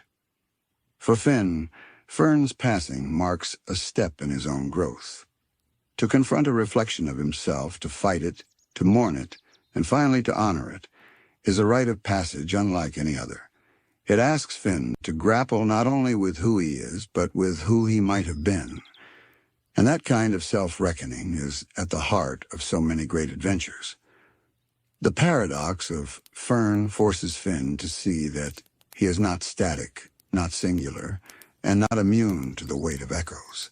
He is, like all of Ooo, a mixture of timelines, choices, and shadows that weave together into something whole. In the quiet of Fern's conclusion, Adventure Time offers us something tender. It shows us that even stories born from mistakes, like the breaking of the Finn Sword, can evolve into something meaningful. That even reflections deserve recognition. That even paradoxes can find rest, not through answers, but through remembrance. When we think of Fern now, we don't just remember the green night or the cursed reflection. We remember the boy who wanted to belong, who wrestled with the burden of identity, and who, in the end, gave back to the Land of Ooo in the most enduring way possible, by becoming part of it. His tree sways in the wind as a symbol of time's loops, its cycles, its quiet reconciliations. And perhaps that is the greatest gift of all. Adventure Time reminds us that nothing, not even a paradox, is wasted. Every echo has a place, every reflection has weight, and every shadow can eventually take root in the light. With Fern's story, we see once again how Ooo uses time not just as a backdrop, but as a living character, shaping, looping, fracturing, and healing. The Finn Sword shattered, but from its fragments came a tale of identity, reflection, and growth that continues to resonate long after the battles have ended. And as we move forward into the next paradox, we carry Fern with us, his struggles, his transformation, and his quiet resting place beneath the branches of his tree. We've explored paradoxes and fractured selves, but now let's take a step back and look at the bigger picture. Because beyond the obvious twists of Farmworld or Prismo's wishes or Finn's sword, there's something quieter at play in Ooo. Something less flashy, but maybe even more powerful. Hidden cycles, patterns that repeat like echoes across centuries, as if the Land of Ooo itself is caught in a dream it can't quite wake up from. Think about the way Adventure Time presents its history. The Mushroom War shatters the world, magic bleeds back into existence, and life begins again in new forms. Humans fade, candy people rise, and the story marches on. But if you look closely, it's less a straight line forward and more like a wheel turning. Civilizations collapse, strange beings emerge from the rubble, and in their own time, they too falter, again and again. The first clear example is Princess Bubblegum herself. She is the ruler of the Candy Kingdom, but she isn't just its queen. She is its mother, its maker, and its endless caretaker. She creates her people, watches them flourish, and rebuilds them when they're destroyed. Every time the Candy Kingdom faces disaster, she restores it. You could almost say the kingdom is locked in an eternal loop of being born, crumbling, and being born again. And if we widen our lens further, Ooo itself seems to thrive on cycles of destruction and renewal. The Mushroom War ended the old world, but it wasn't the first cataclysm, nor will it be the last. Ancient monsters rise, ancient powers reawaken, and new guardians are called to take their place. Finn and Jake are just one part of that rhythm. Before them, there were heroes whose names are lost to time. After them, there will surely be others. The cycle doesn't end. It only resets. Even characters embody cycles in their very essence. The Lich, for example, is endlessly defeated, but never truly gone. He transforms, he waits, he returns in new forms. Like a shadow that never fades, always circling back when the moment is right. His presence is the nightmare Ooo cannot shake off, no matter how many times he is banished. And what about the elemental powers, ice, fire, candy, and slime? These forces rise and fall across eras. When we meet the elementals in the show, we realize that each represents an eternal role in Oo's natural order. Their personalities shift with time, but their essences don't. It's as though the world itself insists on maintaining balance by calling these avatars into being again and again, binding Ooo to a cycle of elemental struggle and rebirth. Even smaller moments carry this hidden repetition. Look at Jake, a creature of chaos and whimsy, constantly slipping into cycles of growth and regression.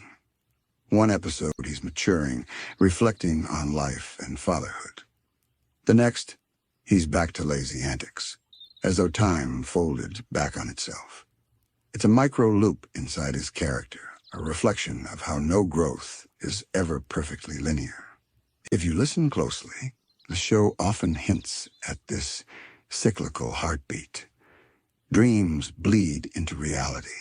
Old enemies resurface in new disguises. Entire arcs echo earlier stories, but with slightly different outcomes. It's like watching ripples on water, each one carrying the memory of the last. And that raises a haunting question. Is Ooo truly moving forward, or is it endlessly circling the same track? When you start to see it this way, even Finn and Jake's adventures feel different. Each quest, each battle, is part of a greater cycle, where victories and losses even out in the long run. They aren't breaking the wheel, they're riding it.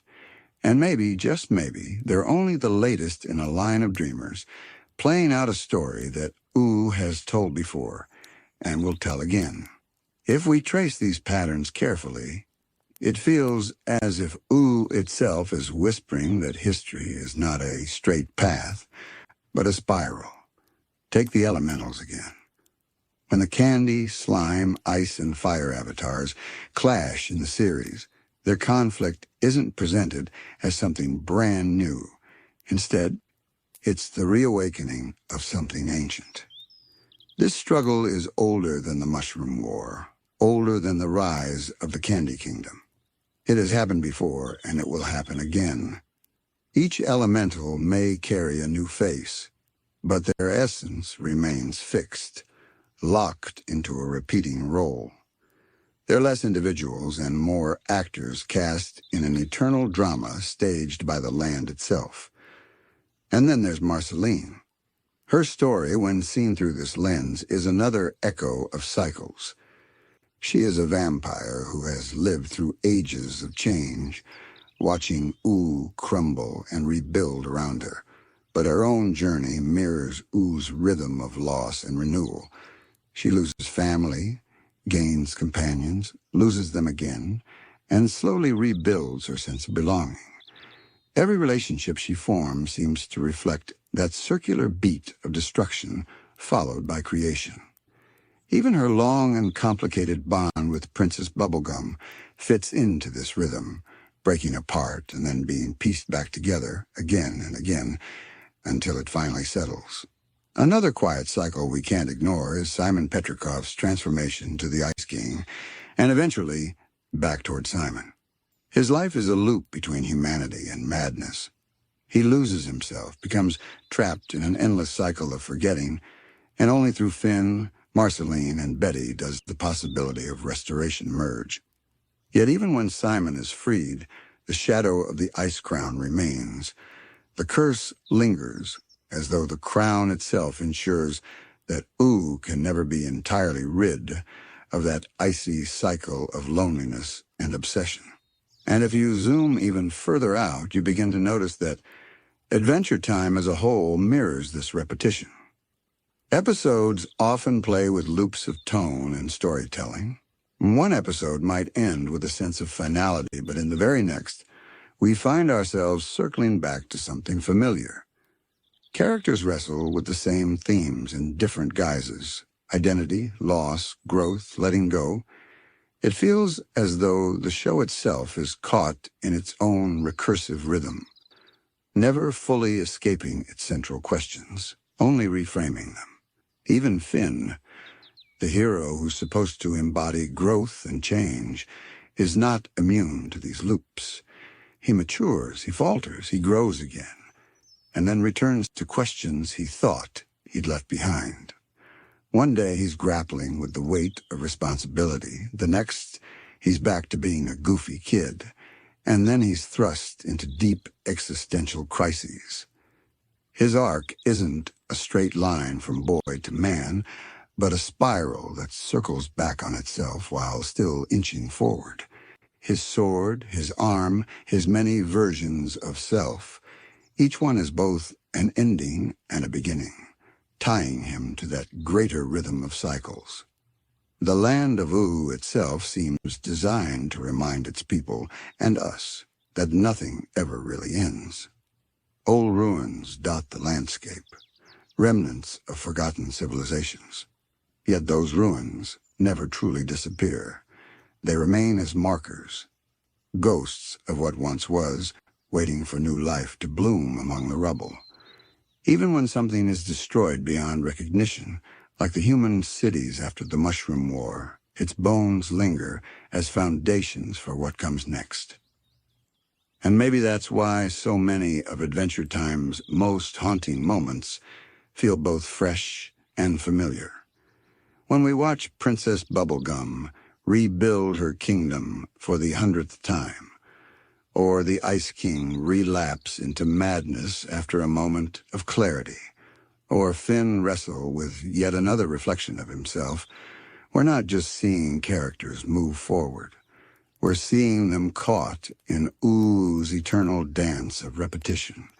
We're watching cycles hidden in plain sight. What makes it even more dreamlike is how quietly these cycles work.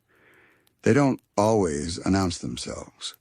Sometimes they hide in background details, sometimes in a line of dialogue, sometimes in the way an episode mirrors one from seasons earlier.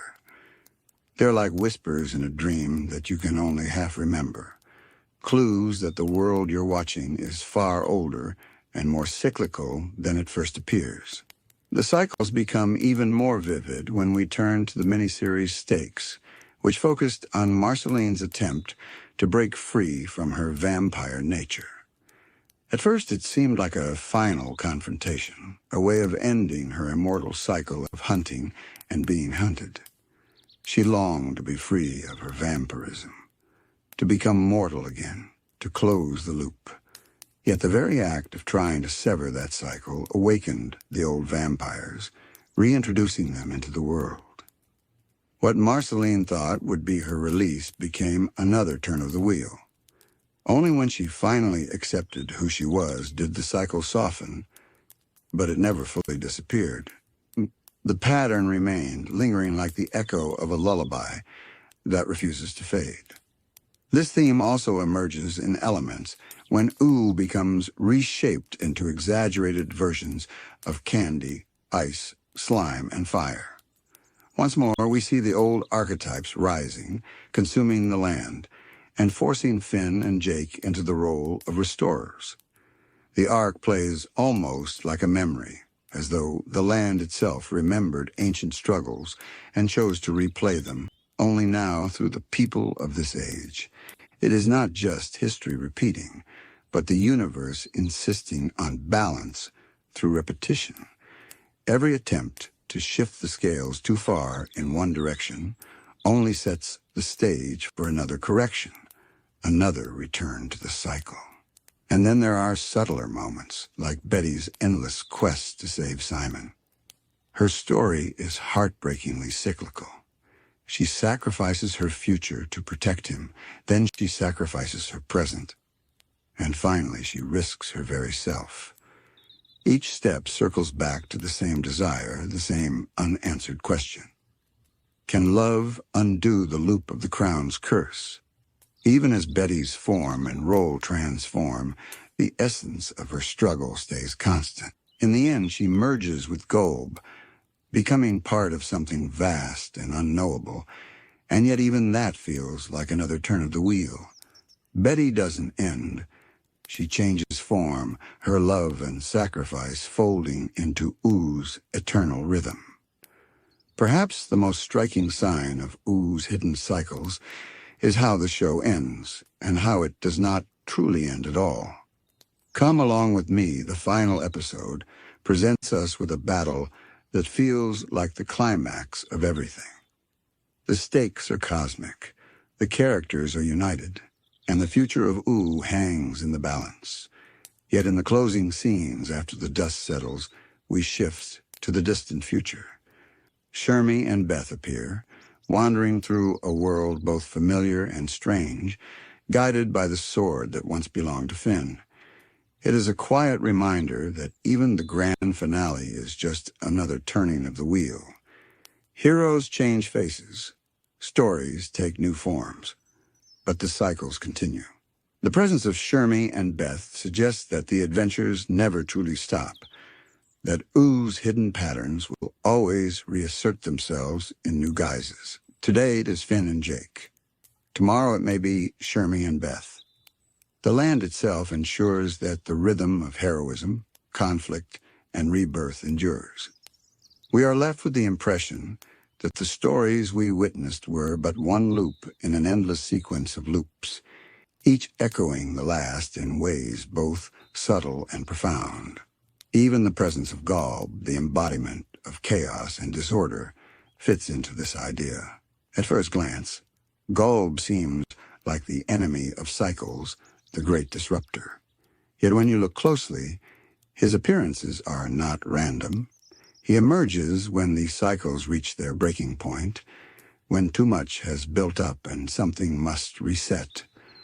Golb is destruction, yes, but he is also part of the pattern, ensuring that what was broken can eventually be rebuilt. His chaos does not end the cycle, it completes it. And isn't that a strangely comforting thought? That even in the most chaotic, frightening moments, Ooo is simply moving through another rhythm, another necessary turn. The destruction is not final. It is simply part of the larger melody. Just as night follows day and spring follows winter, Ooo follows its cycles, each time slightly different, each time strangely the same. For us as viewers, watching these cycles unfold is like listening to a lullaby that drifts between familiar verses and new ones. We recognize the patterns, we anticipate the echoes, but there is always a gentle surprise in how they return. The comfort lies in knowing that Even when things seem to end, when kingdoms fall, when heroes fade, when memories slip away, the cycle will bring something new. Life in Ooo, like a dream that reshapes itself, refuses to stand still. When we step back and take in the whole landscape of Ooo, the cycles no longer feel like isolated patterns. They begin to interlock, forming a great wheel that turns quietly beneath every story we've witnessed. From kingdoms rising and crumbling, to friendships breaking and mending, to heroes facing their reflections across time, the rhythm repeats itself. It is as if Ooo is a dream that does not want to wake, preferring instead to wander in circles, each one overlapping the last, each one faintly echoing eternity. Finn's story is perhaps the clearest reminder of this. He is not simply a boy growing older. He is a thread woven into Oo's cycles. Every lesson he learns, every triumph and heartbreak, feels as though it has been lived before in other forms and will be lived again by those who come after. The arrival of Shermie and Beth at the close of the series was not just a passing of the torch, but an affirmation that Finn's arc is part of a larger continuum. The boy who sought adventure became a man who learned to let go, but his story will echo in countless other dreamers. His courage, his doubts, his endless desire to understand the world. These are not finite moments. They are eternal qualities, woven into Ooo itself. Jake, too, becomes more than a companion. He is a symbol of balance, a reminder of how cycles need softness as much as strength. His laid-back wisdom often counterbalances Finn's restless drive, just as night balances day. When Jake's story eventually reaches its quiet close, the absence he leaves is not empty. It becomes part of Oo's rhythm of loss and renewal. Even his children, scattered and strange, extend the cycle further, spreading his legacy into corners of the world Finn may never touch. And then there are the ruins scattered across the land. These broken places are more than reminders of the Mushroom War.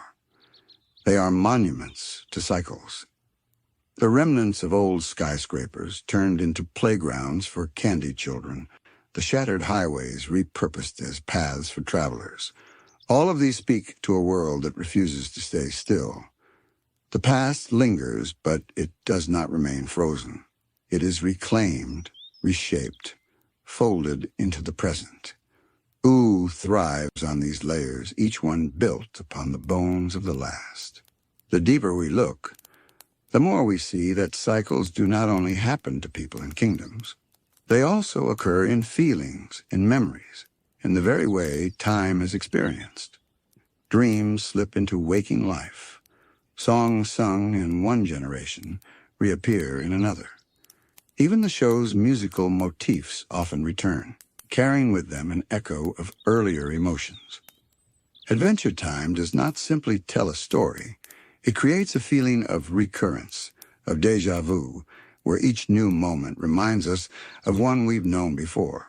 What makes these cycles so enchanting is that they are never perfectly identical.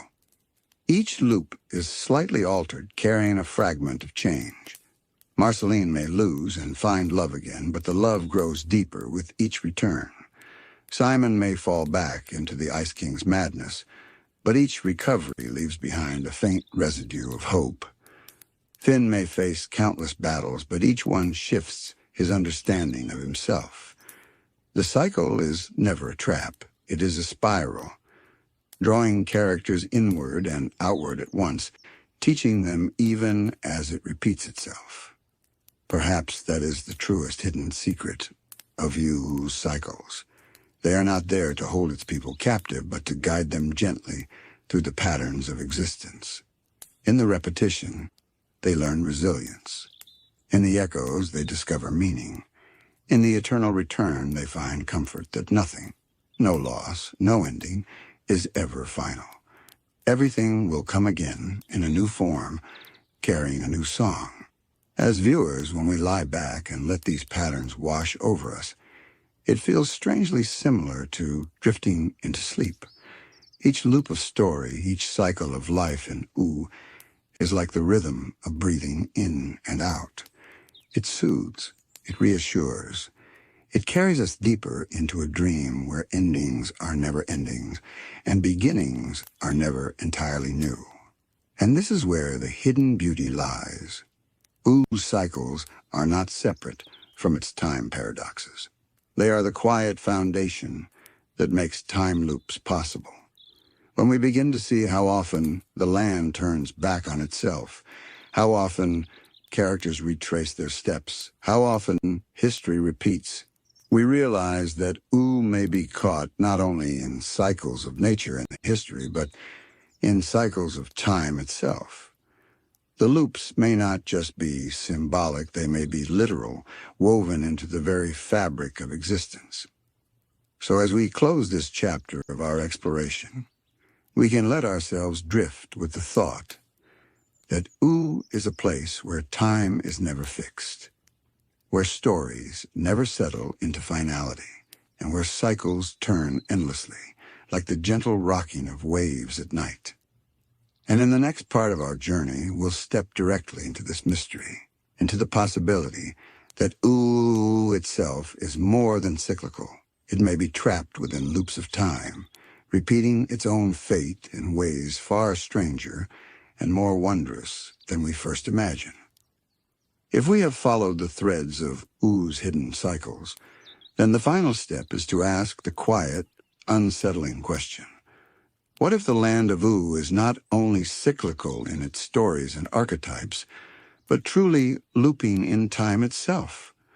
What if the characters we love are not simply experiencing patterns of life, but living inside a world that bends back upon itself, returning again and again to its own beginning? This theory, while never spoken outright in Adventure Time, lingers in the background of many moments. Ooo already exists as a place born from paradox. The Mushroom War shattered human history, and from its ruins emerged a fantasy land where magic and science intermingle. Yet this world is not linear. Its past does not simply lead into its present. Instead, the ruins of the old world echo into the new one, and fragments of lost ages reappear like ripples. It is as though Ooo is caught in a rhythm of returning to itself, a loop where history and destiny blur. The clearest hint of this comes from the finale. Shermie and Beth, in their far-distant future, discover the Finn Sword, an object that is itself the product of looping timelines and paradoxes. The sword is more than a weapon. It is a fragment of Finn, an echo of identity split and reshaped by time. That the sword reappears so far into the future suggests that time in Ooo is not simply moving forward. It is folding back, allowing relics of one era to guide the heroes of another. Shermie and Beth's presence is not just about carrying the story forward. It is about showing that Finn's journey never truly ends. His story circles back into theirs, binding past and future into one unbroken thread. Prismo's existence also gives weight to this theory. As a being who perceives all possible timelines, Prismo treats paradoxes not as problems, but as natural rhythms of reality. When Finn and Jake make their wish, creating Farmworld, Prismo does not panic at the contradiction. Instead, he shapes it, stabilizes it, and accepts it as part of the multiverse's natural structure. To him, time does not need to flow like a river.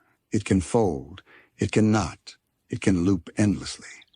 And if beings like Prismo see no conflict in such patterns, perhaps that means Ooo itself is built to function this way. Even smaller moments support this. Think of the repeated motifs in the show, the comet that returns across ages, bringing with it avatars of destruction and renewal. Finn is one such avatar, a fragment of this cosmic recurrence. Each comet signals that Ooo is not drifting through random history, but caught in cycles so vast they appear infinite.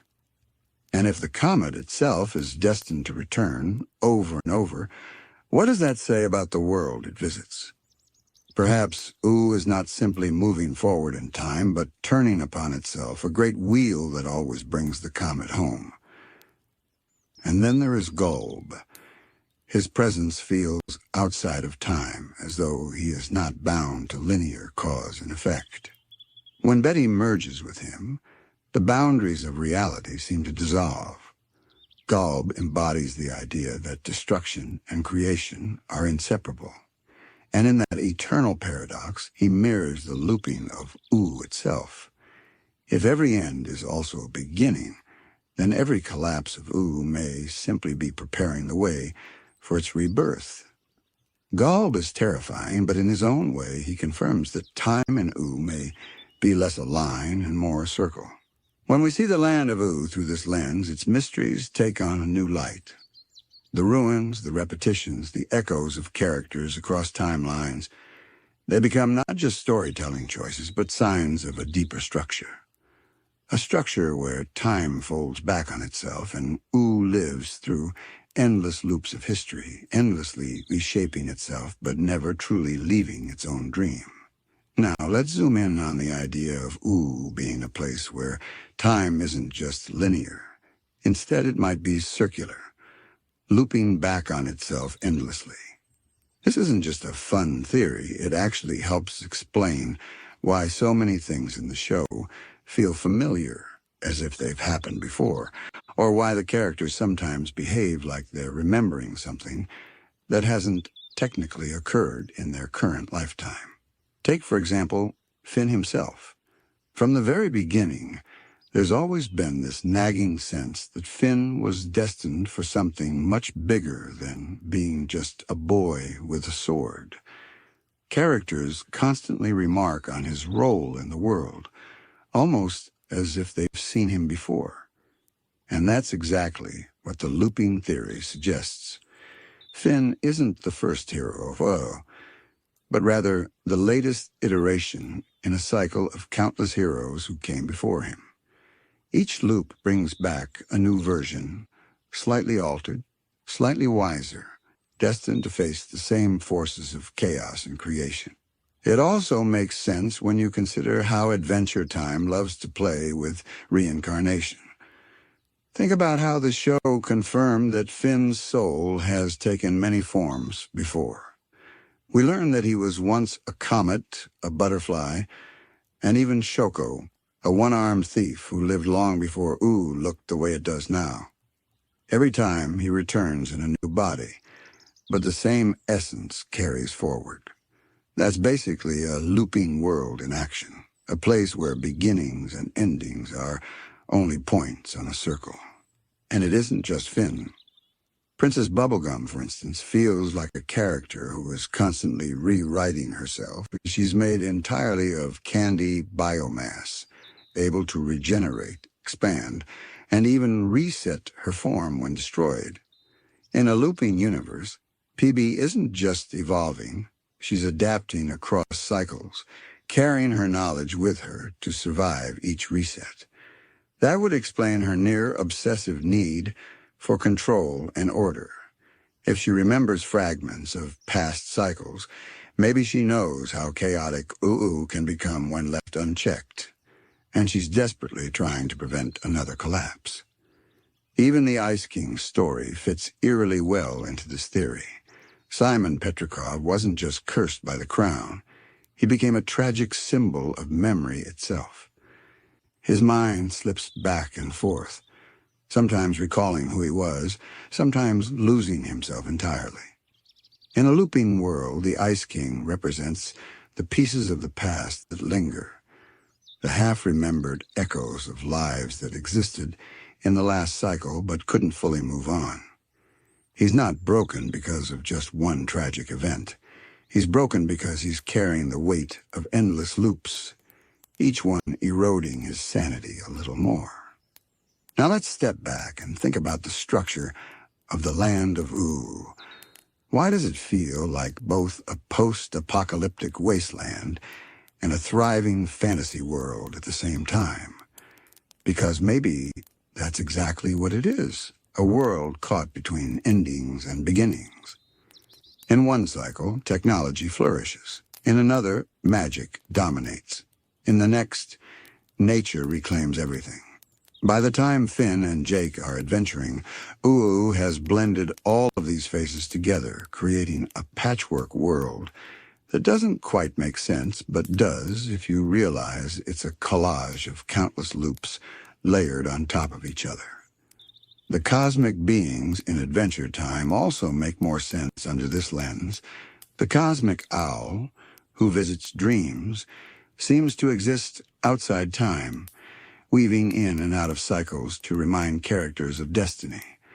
Prismo, lounging in his time room, casually bends reality as if he's seen it all before, because maybe he has. He might not just be a wish granter. He could be a caretaker of the loop itself, nudging events so they continue to flow. And then there's the Lich, who stands out because he doesn't want the loop to continue at all. Unlike everyone else, who unconsciously accepts the cycle, the Lich seeks finality, an end to everything. That's why he's so terrifying, because in a looping world, he represents the only true threat, permanent nothingness. Think about how this explains the strange tonal shifts in Adventure Time. Sometimes the show feels goofy and lighthearted. Other times it's somber and philosophical. That's because we, as the audience, are catching glimpses of different cycles. In one, Finn and Jake are carefree wanderers. In another, they're grappling with cosmic truths. The show isn't inconsistent. It's showing us how reality bends and repeats, layering pieces of different loops into one story. And here's the wildest part. The looping theory isn't just a fan idea. The show itself practically confirms it in the finale. When we see Shermie and Beth in the distant future, the world looks eerily familiar. Shermie mirrors Finn, Beth mirrors Jake, and the land is once again a strange mix of ruins and growths. It's not just a continuation. It's the beginning of a new cycle. The loop has restarted, and the story of Ooo will play out again, but in a slightly different way. This also casts the Mushroom War in a new light. Instead of being just a tragic backstory, maybe it's a repeating event, a reset button that wipes out the old world to make space for the new. Each time, civilization rises, destroys itself, and then rebuilds. The Great Mushroom War we hear about might not have been the first war of its kind. It could be one of many collapses that occur in each cycle, with Ooo simply inheriting the wreckage of all the loops that came before. If we really sit with this theory, it changes the way we interpret even the smallest details of Adventure Time. Think about how often Finn and Jake encounter ruins, relics, or ancient structures scattered across the Land of Ooo. These aren't just Easter eggs or bits of world building. They're the fingerprints of past cycles. A crumbling temple here, a forgotten machine there, each piece whispering that countless versions of Ooo have come and gone, leaving behind fragments of their existence. This would also explain why the show is so comfortable blending genres. One moment, you're watching a medieval-style quest. The next, it's pure science fiction, with spaceships, aliens, and time travel. Normally, that kind of tonal whiplash would break a story's logic, but in Adventure Time, it somehow works. And the reason it works is because Ooo isn't bound to one consistent reality. It's the aftermath of endless loops, where magic, science, and mythology collide because they've all existed at different points in the cycle. Let's bring Jake into this conversation because his role becomes especially interesting in a looping world. Jake is a shapeshifter, a being whose very body can defy structure and logic. He can stretch, compress, morph, and become almost anything. In a universe where cycles repeat, Jake feels like a natural embodiment of that flexibility. He isn't just Finn's loyal friend. He's a reminder that identity and form are malleable. If Finn represents the heroic spirit that returns each cycle, Jake represents adaptability, the force that allows each loop to play out differently without completely falling apart. The Enchiridion, the mysterious book of heroes, also fits beautifully into this puzzle. Why does it feel so timeless, as though it exists across generations? Maybe because it does. The Enchiridion might not be written by one specific person, but is instead a guidebook that persists across loops, carrying with it the wisdom of countless past heroes. Each cycle, it reemerges to find the next champion, as if the book itself knows the loop must continue. And then there's BMO, who often seems almost eerily aware of things no one else comments on. BMO is a living video game console, a machine with memory. Unlike the other characters who might lose fragments of their past lives between cycles, BMO can store data. That's why sometimes BMO's lines feel strange, almost like they're referencing things that don't quite belong to the present moment. If Ooo is looping, BMO could be one of the only beings who actually remembers pieces of those loops, keeping them alive in small, cryptic ways. When you start layering this theory onto character arcs, you realize how poetic the writing becomes. Marceline, the 1,000-year-old vampire, is literally a bridge between cycles. She remembers the world before the Mushroom War, lives through its aftermath, and carries her memories into Oo's strange new age. To Marceline, time is already nonlinear. Her songs, her sadness, and even her humor all stem from existing in a space where past and present blur together. She's living proof that the world doesn't just end and restart. It lingers, looping forward while still tethered to what came before. Even Peppermint Butler becomes more unsettling when viewed through this lens. His obsession with the dark arts, his hidden power, his eerie ability to survive events that would destroy others, all of it feels like the behavior of someone who knows the loop is real. Peppermint Butler doesn't just dabble in magic for fun. Maybe he's preparing, safeguarding himself so that when the next loop begins, he'll still be standing, armed with knowledge no one else retained. That makes him both comical and chilling, a candy servant who might secretly be one of Oo's oldest survivors. Now let's revisit the finale again, because that's where the looping theory really shines. The image of Shermie and Beth isn't just a cute callback to Finn and Jake. It's a deliberate reflection, a visual echo of the cycle starting anew. Shermie is smaller, scrappier, more cat-like, but he carries that same adventurous spark. Beth is bulkier, calmer, more grounded, but she mirrors Jake's loyalty. The fact that the show closes on them is almost like the writers telling us, the story never ends. It just loops. And as viewers, we're left with the haunting realization that we've only been watching one version of something infinite. This looping idea also recontextualizes Finn's growth. Across the series, we watch him evolve from a child into a young man who's more thoughtful, empathetic, and self-aware. But what if that's not just his personal journey? What if Finn is carrying the wisdom of countless loops, each one teaching him lessons he doesn't fully remember, but still feels deep in his soul? His compassion, his stubbornness, his yearning for adventure. Those traits might not just belong to this Finn.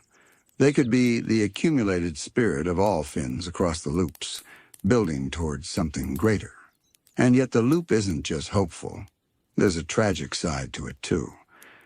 Think about all the heartbreaks Finn endures, the loves lost, the friends who change, the mentors who fade away. If the loop theory is true, then those losses aren't unique to this version of Ooo. They've been felt countless times before. and they'll be felt again in the cycles to come.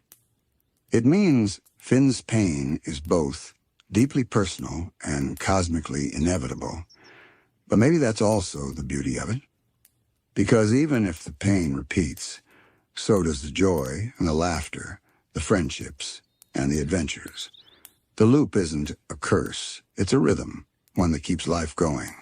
This makes Adventure Time's strange mix of comedy and tragedy all the more powerful. The characters might not always understand the loop, but they live within it, embracing each moment fully, even if it's destined to repeat. In a way, that's the lesson of the show. Don't fear the loop. Celebrate it. Live in it.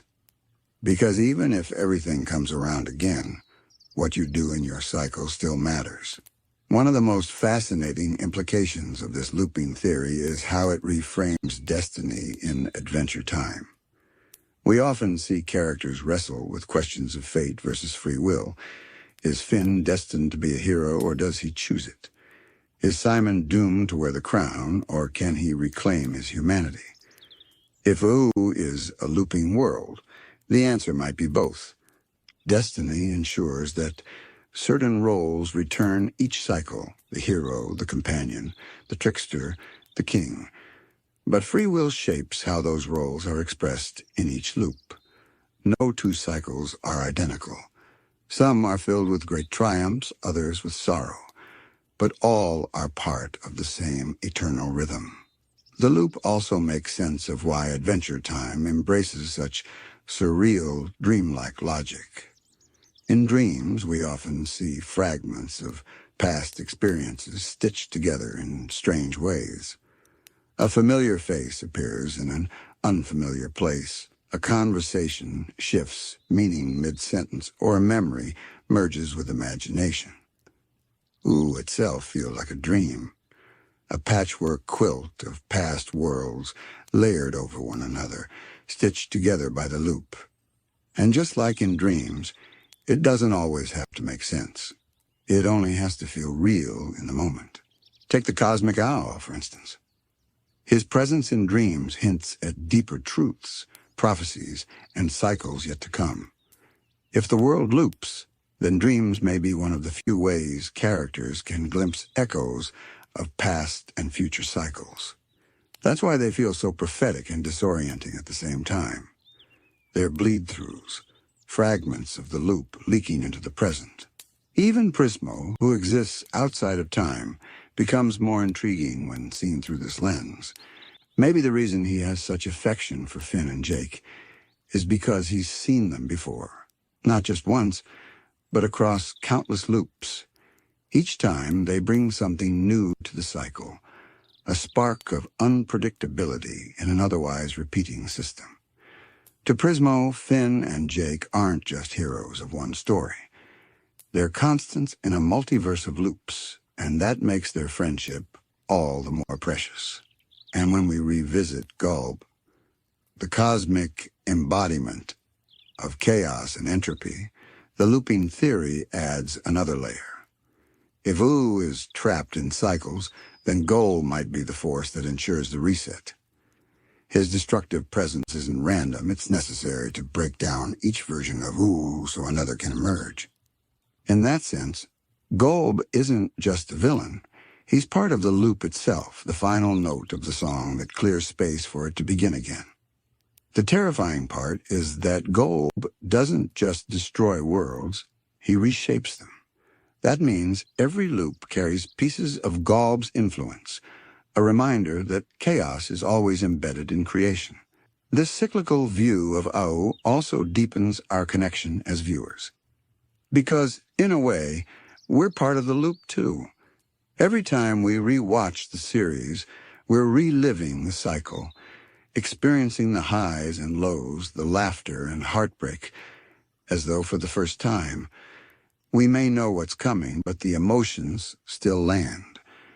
The loop doesn't cheapen the story, it enriches it, showing us that meaning is found not in breaking free of repetition, but in how we live within it.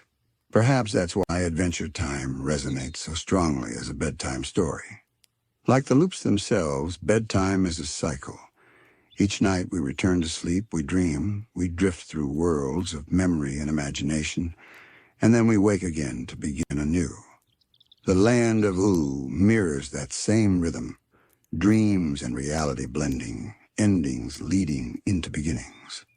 Watching Adventure Time before sleep is like stepping into a loop of our own where we can rest, reflect, and be reminded that nothing ever truly ends. So is Ooo really caught in an eternal loop? Maybe. The evidence is scattered, subtle, and beautifully ambiguous, and maybe that's the point. The mystery is part of the magic. What matters is not whether the loop is literal, but how it shapes the way we think about the story. Adventure Time teaches us that even if life repeats, even if patterns return, each moment has its own sparkle. Each friendship matters.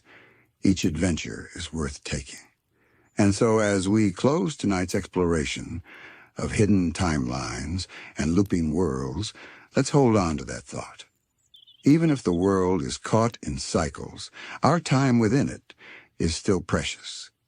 Adventure, love, laughter, and even sadness, all of it is worth cherishing, even if it returns again and again. Because the loop isn't a trap, it's a lullaby, one that sings us gently through the endless night. Good night.